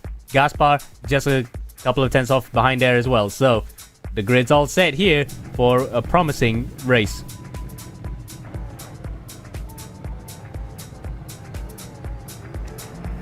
AMX 10 heat number 1, race 10 is about to pop up here as we pop our cars onto the grid for a rolling start around the Daytona Roval course. An interesting combination here, getting ready to get underway for some LMP action here with Ligier's Gerardo Ramos and Spetronev get flipped up from 15th and 14th respectively to the top of the grid again here. So very exciting to see them up there. And as always, it's now a contest to see how long they can hold on to those top spots. They were gifted a chance at the front of the field. Let's see if they deserve it as the pace car gets up and sets us underway for our first lap of what is sure to be an amazing trip out onto Daytona. Indeed, and Spetronev gets to do what he did last time during the final race of the AMX 0 Series when we were in Alton Park in the Formula Ford 1600s. He's on pole, and it's a rolling start, so he doesn't have to worry about engaging the clutch and putting it in first gear, taking off before the lights go green. He can actually hold the pace at the front here before the green flag waves.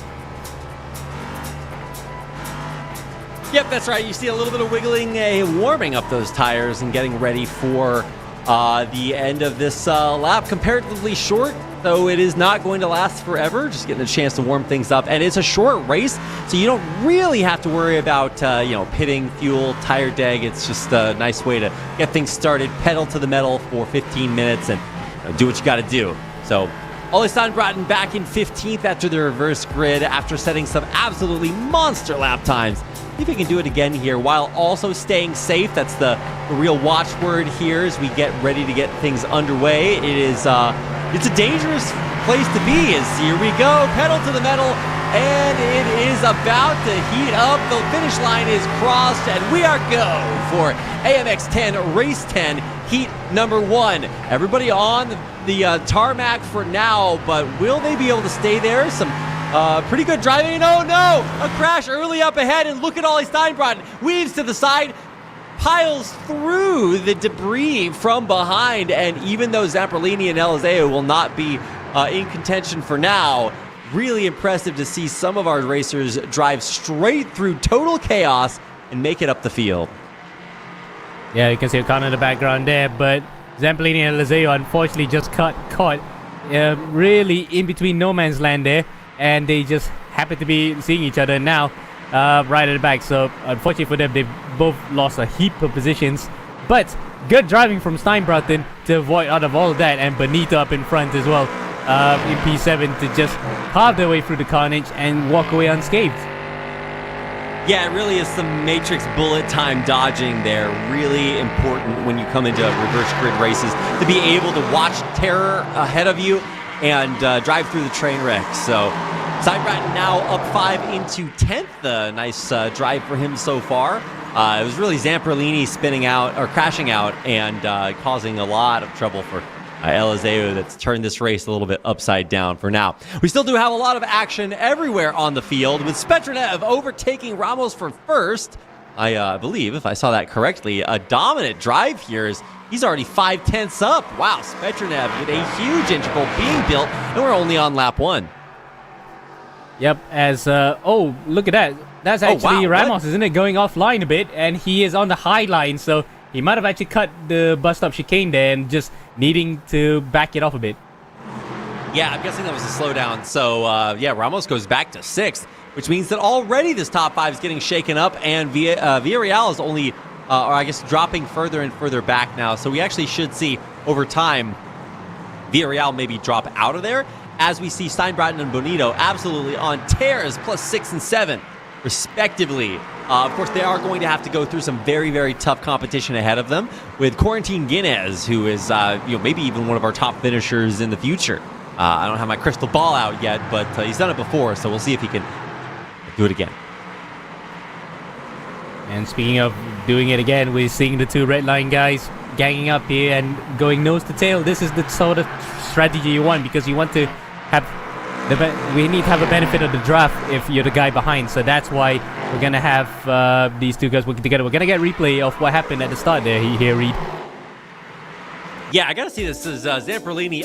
He just cuts the corner, turns into the inside, and a nice damage modeling there, but not nice to start your race off that way. It's a little bit of tragedy to start things off. I would say most of our racers are in a good spot here, but are we gonna see a back tap? Yeah, I think that might have been either a netcode or maybe he did actually tap, and that's gonna be a nice spin.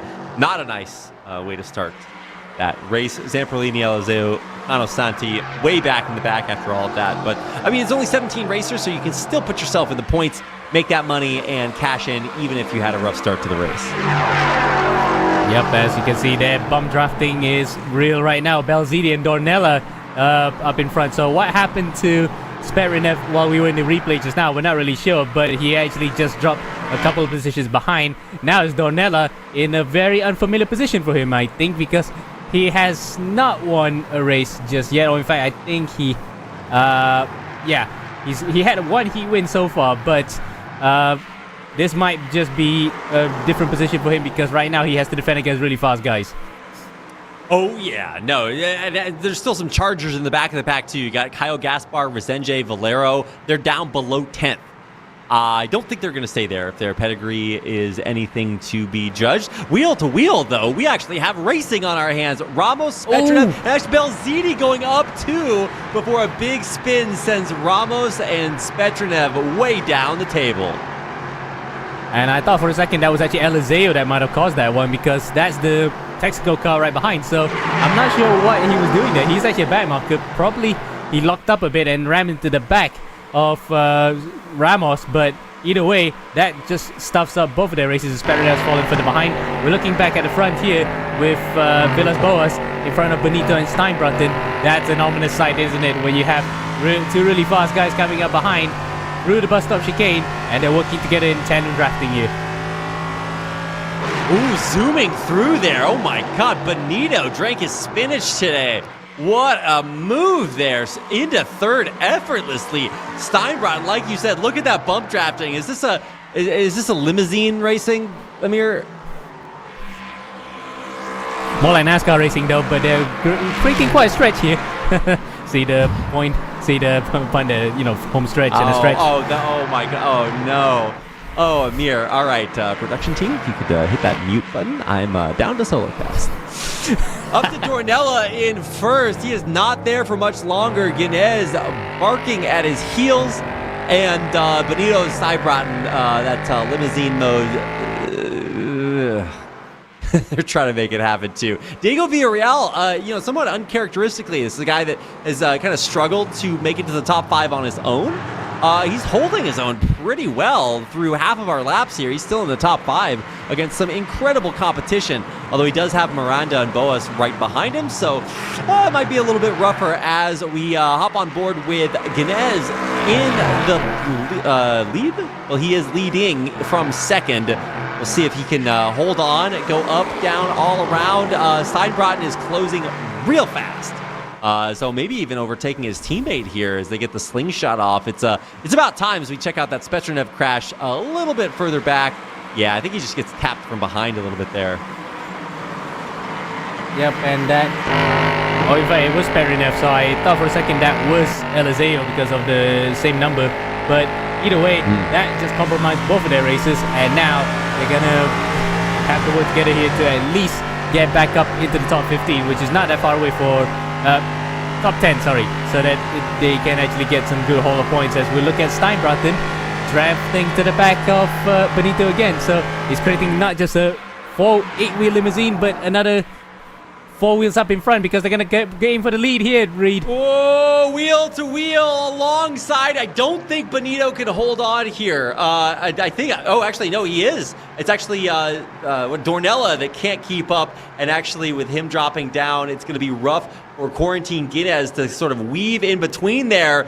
They're just glued together, tied together with strings. It's so impressive to see, squeezing through everything. Guinness holds on. Dornella drops out, down to 4th. It's Benito into 1st. That was an absolutely well-timed move there from the two Red Line boys, and they have managed to reap the rewards out of it. Donella going onto the grass almost out of sympathy because he just wanted to get back on the power quickly, but got it all crossed up and into the grass. Now he's having to recover here in P4. Steinbraten, on the other hand, hasn't gotten past Guinness, but Guinness looks as though he is equally racy, and if he could keep it up to the back of Benito, might just make it a three-way fight here for the win. These Ligier is absolutely powering through as much of their capabilities they can. You can see Quarantine Guinness is actually now, even though he doesn't have a teammate up here, he is absolutely going for it. He's keeping this race so competitive in second place, but maybe even not for long. He's got Ollie Steinbraten right behind, so he does have to do a little bit of defense and offense at the same time, although with a big move, it's pedal to the metal and around the outside. Here comes Ollie. Can he make this happen? He's going for a double overtake on not only Guinness, but his teammate Benito. It looks like he's got the speed, just insane. Rocket boosters engaged. The battlefield in front, Steinbraten in the lead. And you can see that the double drafting actually really helped out. Not only his teammate punching a hole through in the air at the front, but also behind his teammate is Guinness. So he manages to just get a double helping of slipstream there and power his way through the front. Now he might just work with Benito again to just consolidate that lead, but it might just be chopping, changing. They need to work together though, because Guinness though is not going to give up the first two positions that easily. Yeah, not every day you see Guinness taken out of the lead so easily. Or second, I guess you want to say. His teammate Gael Valero, or not teammate, his countryman Gael Valero, also still on the climb, up 2 spots right now. And look at the back of the field for the battle for 6th there. That's Diego Villarreal, who's maybe dropped it down a little bit, trying to hold off Gael Valero, as I mentioned, who is right behind. Caio Gaspar also in that battle. Might actually even have the pace to overtake Valero himself. Yeah, and this might just go the same way like the top 3 we're seeing right now. It's going to be tandem drafting between the 3 of them as we are approaching the final 2 laps of this race after this, with the 2 red line cars nose to tail, and Guinness, for good measure, making it a 12-car semi-truck of a tandem draft. Yeah, it's not quite a DRS train, but man, look at that. They are just welded together, nose to nose. I don't even know how you maintain that incredible speed.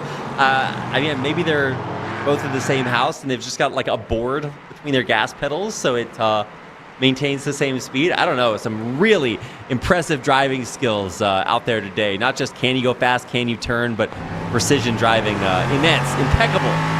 As we do see Guinness maintaining that top 2. He is overtaken, and now he breaks up the Bash brothers and keeps them from getting that limousine mode on.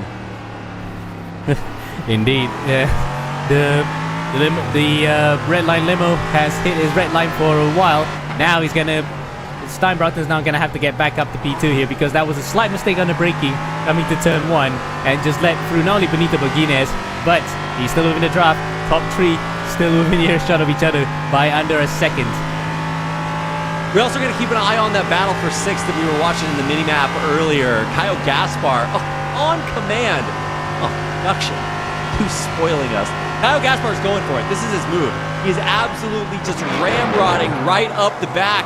And I think he's got him. No, man, so close. Oh, you could really just see it being thwarted. The defensive driving, insane. And Gael Valero maintaining that 6th place spot. Wow. Action front, back, all around. It's Steinbraten's turn to try to get that red line centipede hooked back up together. And indeed, it looks like that will be inevitable. Inez back down to 3rd, 2nd, and yeah, that's a 3rd for sure. Heading off into the road course, and dropping down a little bit is Caio Gaspar and Resenge. I actually thought they were going to be big contesters, but they are going back and forth in the back. So much action here as Guinness tries desperately not only to defend, actually no, he's not defending, he's trying to make up that second place. And Steinbratton, you can have it for a little bit, not for long. Yes, not for long, but I think he might be watching brief here. He might be playing the long game because he will wait until that oval comes around and he might get a double helping slipstream. So watch that space. Meanwhile, in that inset, Resende has been driving without a front bodywork piece for the whole race. He lost it in that start fracas. Now he's still there, somehow racing quite well without aerodynamic assistance. Yeah, I mean, it's just a really big intake, right, Amir? Yeah, it helps on the straight line speed though, but for the second day, it's not going to help him through the corners. But Resende is proving all of us wrong. He still somehow miraculously is up in P8. But well, never mind that for a while. We're going to have to focus on what's happening between the two red line cars. Benito defending from Steinbratton, and Guinness then watching brief. He might actually try his luck in the slipstream coming out to the final corner. That's right, it's white flag out. Our time here for heat number 1 is almost over, Amir.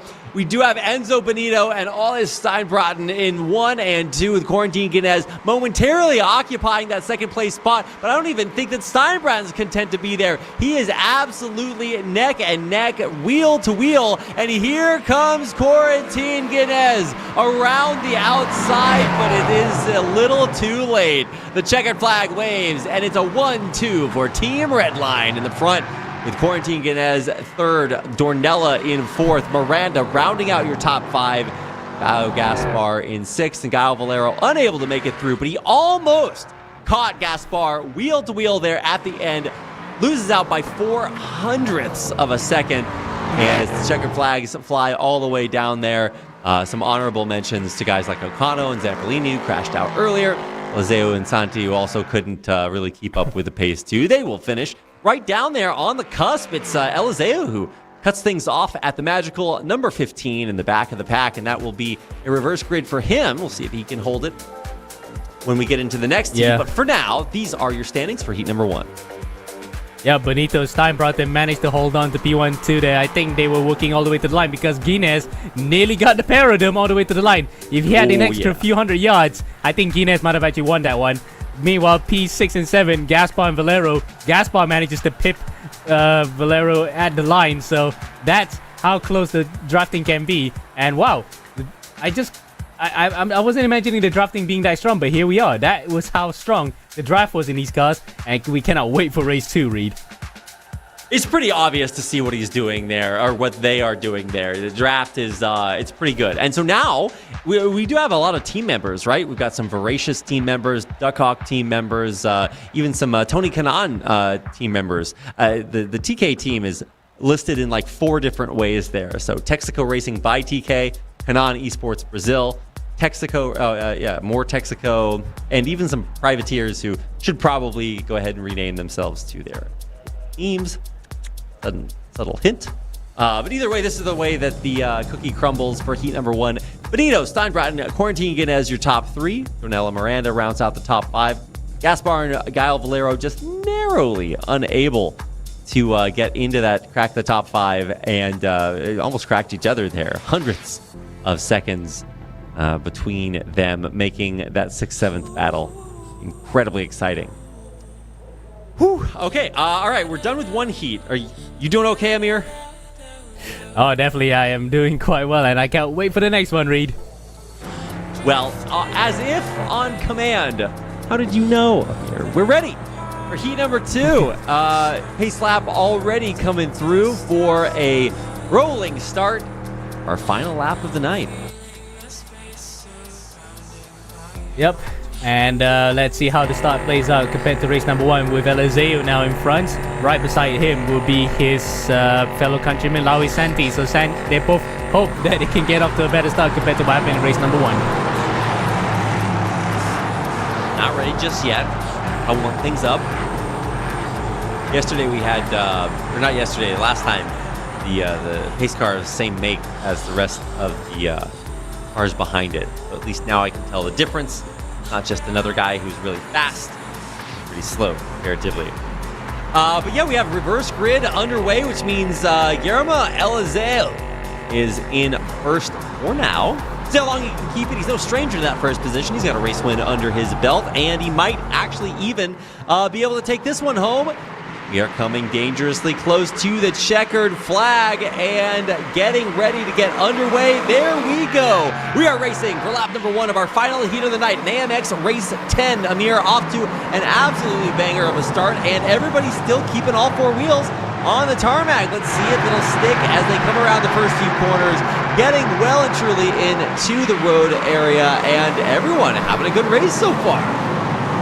Yeah, we thought that particular area, the choke point, might be the corner that caught up quite a few drivers at the start, but it looks as though it was cleaned up to that point, nearly came a cropper, but it looks as though all 17 drivers at the start of this race have made their way through the first few corners. Lots to make up for guys like Guinness, Steinbrotten way back in the back, 14th, 15th after the regrid. Kyle Valero, we're on board with him right now as he tries to climb, doing a great job at it and absolutely just trucking through the entire midfield. Wow, sliding through them like butter. O'Connell falls back a little bit. In the meantime, Eliseo Belziti battling for first, and a little bit of action everywhere in between as Valero almost makes it into the 6th. Santi keeps him at bay for now. I mean, it's going to be about 5 more seconds until Valero booster rockets past. But for the time being, we do have the train well and truly intact moving through the end of our first lap. Yep. Oh, there's one guy going off there. That's Steinbrotten. Steinbrotten's all the way at the back, so he is not going to be in contention for the win here, Reed. Well, okay, look. Amir, what have we talked about? Well, lots of things, yes. But no, we don't know, all right? If anybody can do the last to first challenge, that would absolutely be Ollie Steinbrotten. So if he's out of the way, that means that not only is Benito chilling up there in 7th, there's not going to be as much drafting capability there for Benito. I mean, maybe he can try, but it's definitely not as easy when you're not in TeamSpeak with the guy with you. Maybe I just dated myself by saying TeamSpeak, but either way, Belziti now on board with this guy who is cruising towards that top spot, and Belziti Eliseo so close, so tight. Absolutely either one could make this. In the back, there's also the same situation going on as Benito tries the booster into 5th. Oh my God, so much action everywhere. I can't keep up. It's Belziti Eliseo absolutely neck and neck, and it doesn't get much closer than this, Amir. Absolutely, they were changing positions here, coming onto the oval again. Looks as though Eliseo might just have dropped back a bit. That was a poor exit coming onto the banking, but he's still within that slipstream range, so he can still reel in Belziti as looking further behind. This is P6, Enzo Benito, and then onto Kyle Gaspar in the Ken Block inspired livery, shall we say, because that looks very hoonigan. Oh, it does. Pour one out for the homie Hoonigan, very iconic. Nice to see it. I mean, you really do see that basically every livery. That's the reach of such a legendary brand. Whew. On board with the number 1. Sorry, what were you saying, Amir? Yeah, no, God bless Ken Block. Oh yeah, no, absolutely. What a hero, legend. Okay, all right, where were we? Enzo Benito in 6th and climbing. Although the same thing could be said for Kyle Valero in front. He is making a sick overtake. Just as you do. Benito follows him through, still on his tail. Keeping it close up into the top 5, where I might say they belong. It's at plus 10 for Benito, plus 5 for Valero as they undo the reverse gridding. But actually, Gerardo Ramos kind of on the worst end of the reverse grid. He gets put up high, now dropping down lower and lower with Kyle Gaspar going to take it from him any second now. That's potential clairvoyance. We'll save the results of that for later as we hop on board with Enzo Benito. Lots to watch. If you guys want to know, how do I race LMP3s? What do these Ligiers do? This is where you find out.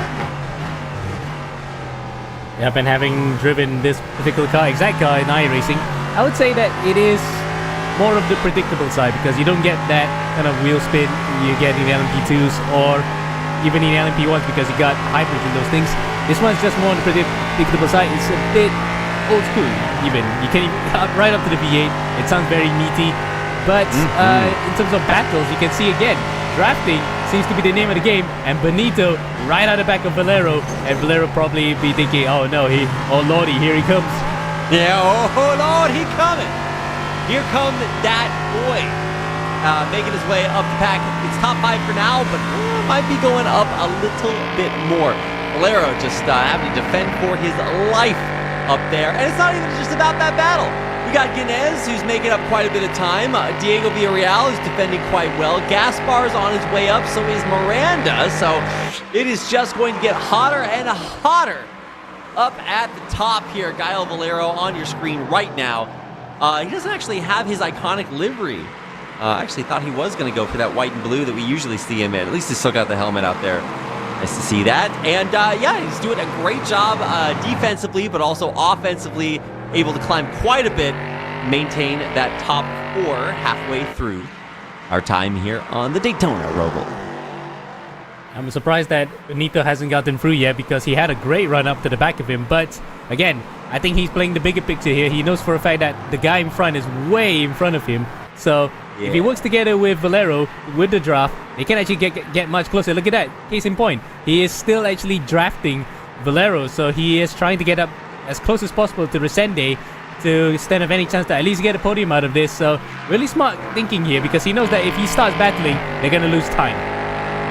Yeah, and Valero can't really reach Resende to do the same thing back at him again. So this is really just a big advantage for Enzo Benito. And as he looks to make this, turn this advantage into a placement, he backs off a little bit. I guess now not exactly the time. He needs to build up that big momentum difference and hasn't been able to do that so far. Like I said earlier, Gael just rock solid, able to hold on to that 4th place spot.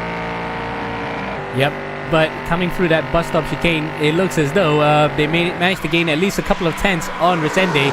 And if they were to 10 draft right now, they might actually get up to the back of him again. But Resende, though, looks as though he has responded to that. He manages to increase the gap.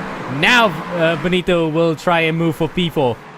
Yeah, and there it is. I mean, it was a little bit inevitable with that Thanos chin on the front of this car, making it come up through into 4th. And now, I mean, it's not quite dominoes, Amir, but if you can overtake Gael Valero, then you're really just going to be biting chunks out of that lead the more and more you race, already within 4/10 of the 3rd.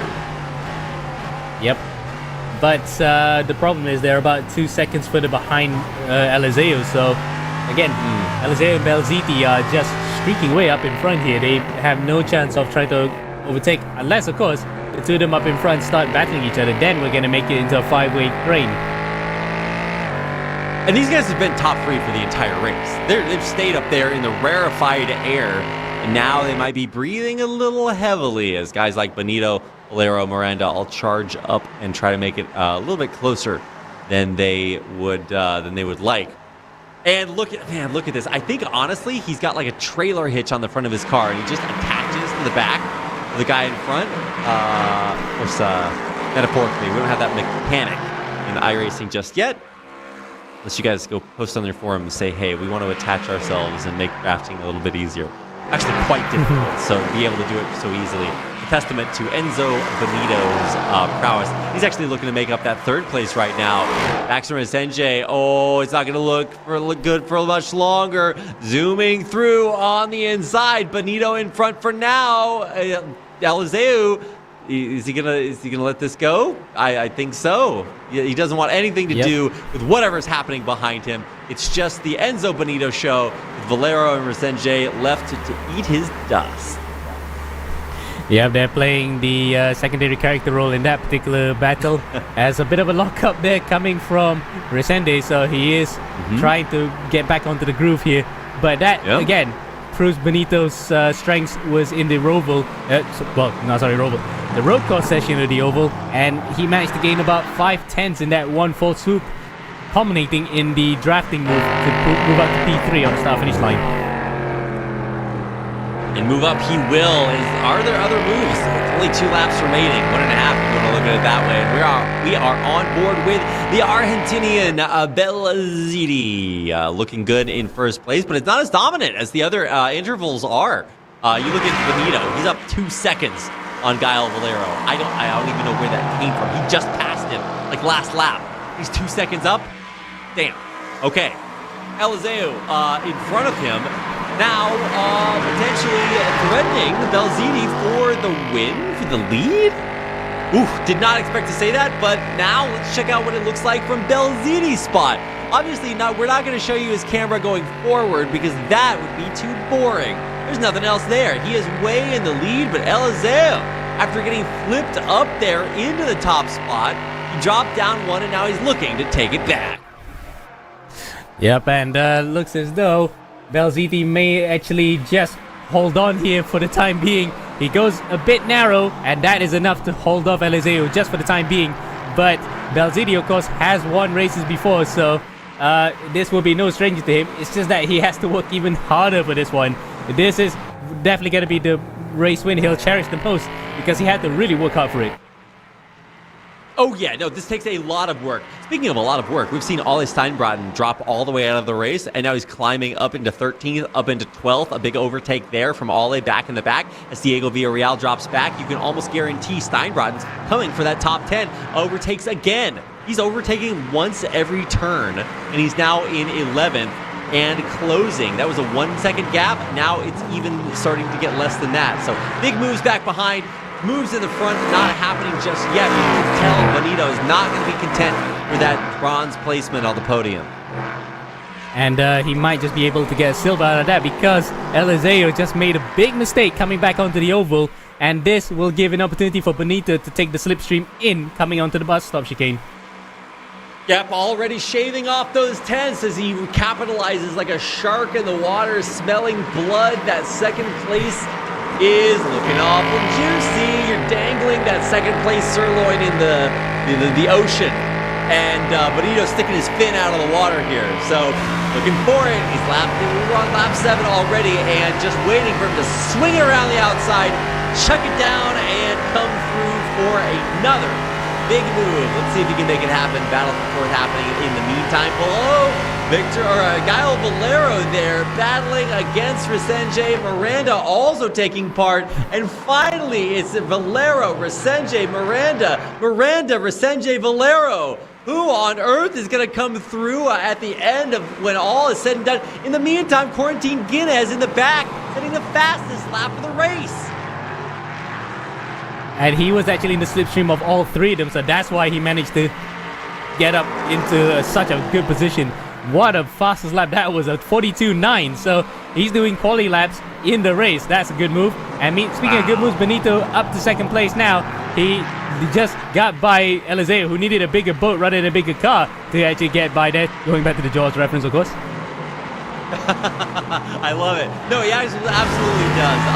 White flag is out. And time a luxury not all of our racers have. Valero, though, is going to make the most of it. Valero going for the big move, gets up into 6th. Wow, he's absolutely on a flyer here. Same could be said for the top 3. Bonito knows he's got a chance, one opportunity. Doesn't want to let it slip there in the front. He's got the number 1 for a reason, and shaving off tenths every corner. He's coming for Belziti. It's coming for Belziti. That was a very good run coming out of the bus stop chicane onto the start-finish line, but he is outside of that zone because he needs to be about 2.5 tenths to make any inroads onto the start-finish straight. This is going to be close in. Bonito reeling in. Belziti holding on for dear life as they come across the line. Then this is going to be yet another photo finish, but it looks as though it's going to be a good run across the line. Oh! Belziti holds on by 900ths of a second. What a finish here, Reed. And also Gael Valero over by 800ths of a second. Just absolute 600ths for Ramos. Oh my God, just absolute mayhem across the line as the checkers come out. 0.59 for Ramos, 0.89 for Valero, 0.09 for Bonito at the front after a plus 13 drive into second. Oh my God, Steinbraten recovery drive up to top 10. Wow. Watch.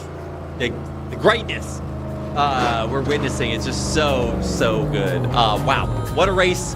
What a way to finish it. Down to the wire, Amir, and the Daytona Roval delivering. About time we had some Ligier action, and all of our drivers putting together just such a treat. Feast for the eyes. Belziti, Bonito, Eliseu, your top 3.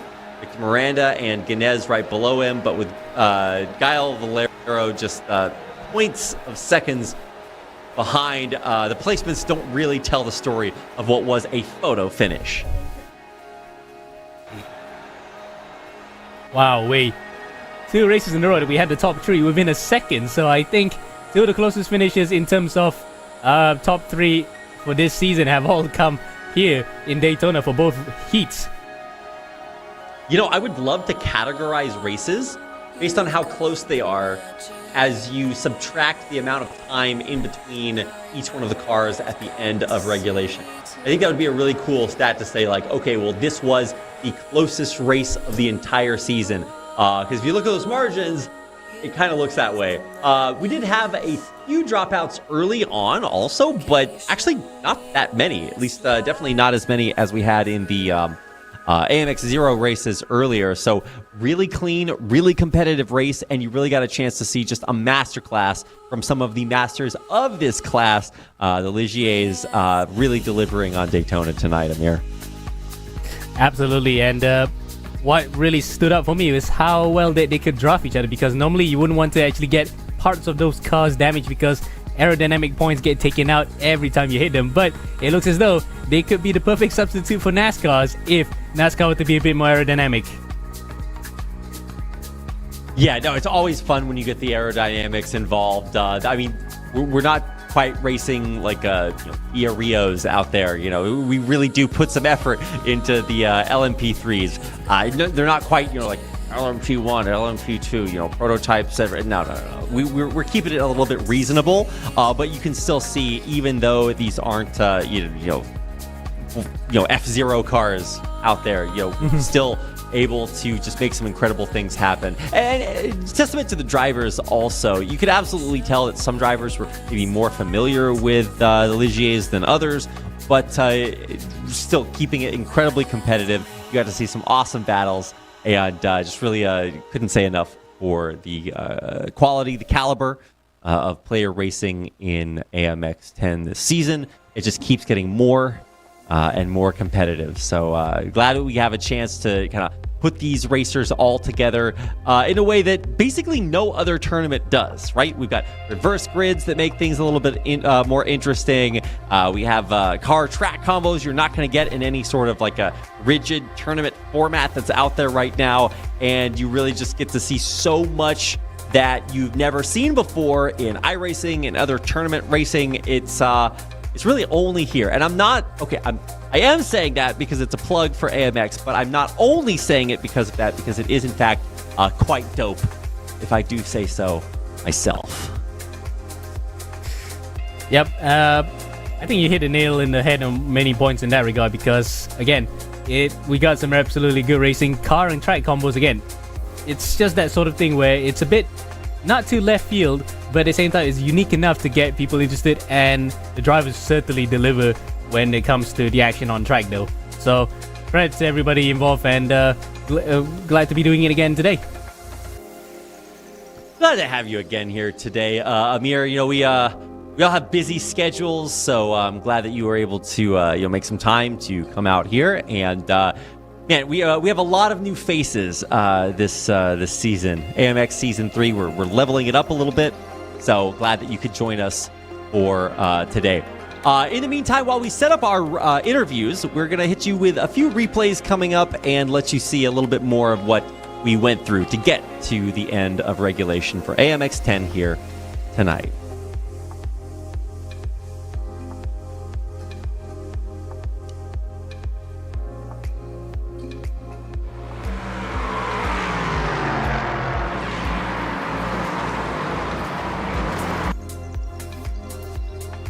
So this is Miranda's epic battle there towards the end. I feel like these three changed places like 5 times. It was so close for so long.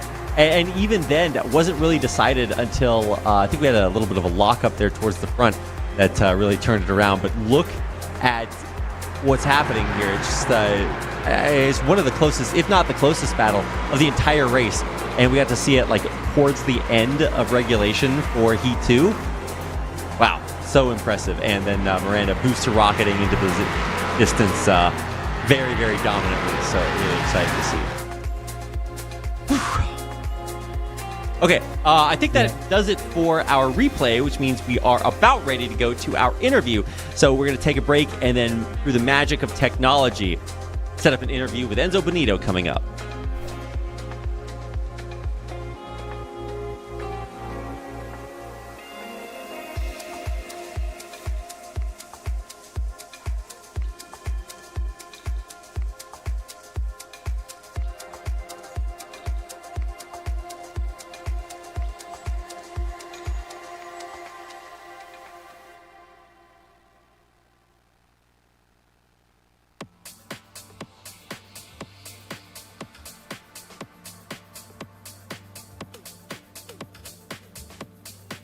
Oh, thank you for having me here. So we're bringing you into AMX, and this is a little bit of a different tournament. I know you have competed in just about every single league that there is out there, multiple championships and a lot of wins under your belt. So it's really cool to have you here at AMX, but what does this feel like compared to the other places you've raced? First of all, it was a blast. I was having so much fun. The combo was fun, and also like the format is really cool, I think. And yeah, it's just fun. It's just what it is. And me and Holly had had a really come back in the race one. In race two, we was a little bit unlucky, and I managed almost to get the win there as well. So I really enjoyed it. Yeah, a lot of fun. So, talk us through, you were racing Ligier's on Daytona Roval. I don't know if that's a combo you've necessarily had experience before with, but what was that like tonight? No, not with the LMP3s. Usually LMP2s or LMDH here, or power prototypes that are a little bit more powerful. But even with this car, it's not so quick, and that makes the racing a little bit better, in my opinion. So it's okay. I mean, on the straight sometimes it's not the most enjoyable, but it does the cornering right. I mean, it's fun enough. It's really challenging. Lots of technique goes into the car, so you could really make the difference in the infield and use the draft then for the oval part. And mixed together, it makes, I think, good racing. And I think we saw it on the stream as well. It was really fun. You really did get a lot of. You and Ollie had a ton of drafting that was used pretty well. Is that something you guys planned out ahead of time? Yeah, well, I think when we saw it was gonna be open qualifying, because this was my first race for me in AMX, and definitely gonna do them more now that I have a little bit more of free time as well. But no, we really don't plan much. We just I think it's what's so fun about it as well. We just join, and then we just go naturally into it. But I mean, we saw that the draft was pretty strong, so we had to do it because everybody else was gonna do it. We're gonna do it, and so in the end, we just started driving together also for the fun. Now, we're going to close things up. But before we go, I wanted to ask you about what you mentioned earlier about racing these LMP3s. You mentioned that a lot of technique goes into it. So if for all the racers out there may be less experience with LMP3s, do you have any advice if you want to really learn how to master this car? First thing that I see that I was doing at the start that was a big issue was just forcing the car too much on the braking and into the start of the corner. I think this car really doesn't like it. You need to be really gentle on the brakes, never peak too much on the braking. Like I think hitting maximum 70% here, and then slowly releasing it. Yeah, so basically the rear end doesn't need to step out at all, otherwise the TC also kicks in, and from there you just start losing time. So just really smooth entry and then really smooth exit as well. It's really what does the job. Like, make the car feel like it's on rails. Don't try to slide, or as soon as you hear the TC of the car, that's no good, no bueno. It doesn't work. No, we saw a little bit of that today, so I'm glad you mentioned that. Yeah. So that's a good point where to start, and I guess the rest comes with practice anyway. Yeah. Well, thank you so much for your interview. Before we head out, you have any shout outs you want to give before we end things today? Well, yeah. To all the people that organizes this, I think thank you very much. It is really good to have such a fun racing sometimes, and because we compete at the highest level, and sometimes that fun not usually, but in some cases it gets carried away. So it's really nice to come back to something like you just do it for fun, and because we started all for fun and for the passion. So I think shout out to you guys and to everybody in the organization that makes this possible. And definitely gonna see you guys in the future again. I'm gonna drive more. Oh, you're too kind. But it was great to have you today, Enzo. Thank you so much. We look forward to seeing you back here again in the future. Thank you, guys. Ciao.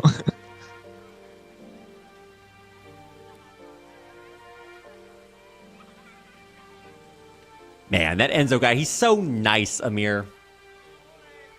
Absolutely. I mean, he was giving very articulate descriptions of how it feels like to drive the LMP3 car, because he is quite well versed in all sorts of cars that he's driven in multiple sims. But he was giving a really deep, in-depth insight on how to drive it, and just giving some tips for those guys to wonder how some of these fast guys do it. So very nice of him to do so. Not many people can be that frank about how they drive, and also very generous as well, especially given the fact that he really gave kudos to everyone involved. That's really nice of him. A class act. Yeah, what a well-rounded guy. We're just going to keep saying nice things about him. Actually, honestly, I was really impressed with the quality of racing today. Not just in AMX 10, but also AMX 0. Really, just all around, you can really see that the level of play is really leveling up this season. So can't wait to see more of it. We're only on race day 10, and we have 36 race days in this season for a total of 72 total races, and we'd love to have you join us for them. So in order to do so, head over to amxrace.com. You can sign up for free for AMX 0, and if you're fast enough, the first 10 AMX 10 races are free also for the month of October. So you want to make sure to head on over to amxrace.com, and you can join us, Enzo, and a whole lot more racers. Get out there and join us for more action from AMX Season 3. In the meantime, as we close things out here, I want to tell you guys to head on over to our social media on Twitter and Instagram. We're posting highlights, we're posting updates, announcements, everything in between. And a lot of cool content coming out there. Can't say enough for our content team behind the scenes, getting everything ready there. So make sure to go over to Twitter and Instagram. Check it out. You can also follow us and subscribe on YouTube and on Twitch. We are leveling up those platforms, and we'd love to have your support there. And we appreciate all the support you've given us already for coming out and tuning in to tonight's broadcast. And so that's going to do it for us tonight. Thank you so much for joining me, Amir. You were great. All of our racers, you guys were great too. Viewers, production, everybody involved. Big fan. And we look forward to having, let's do it again next, actually this weekend are our next races. So you got plenty of time to think about it, to sign up on amxrace.com, and we will see you again next weekend for even more action from AMX Global League Season 3.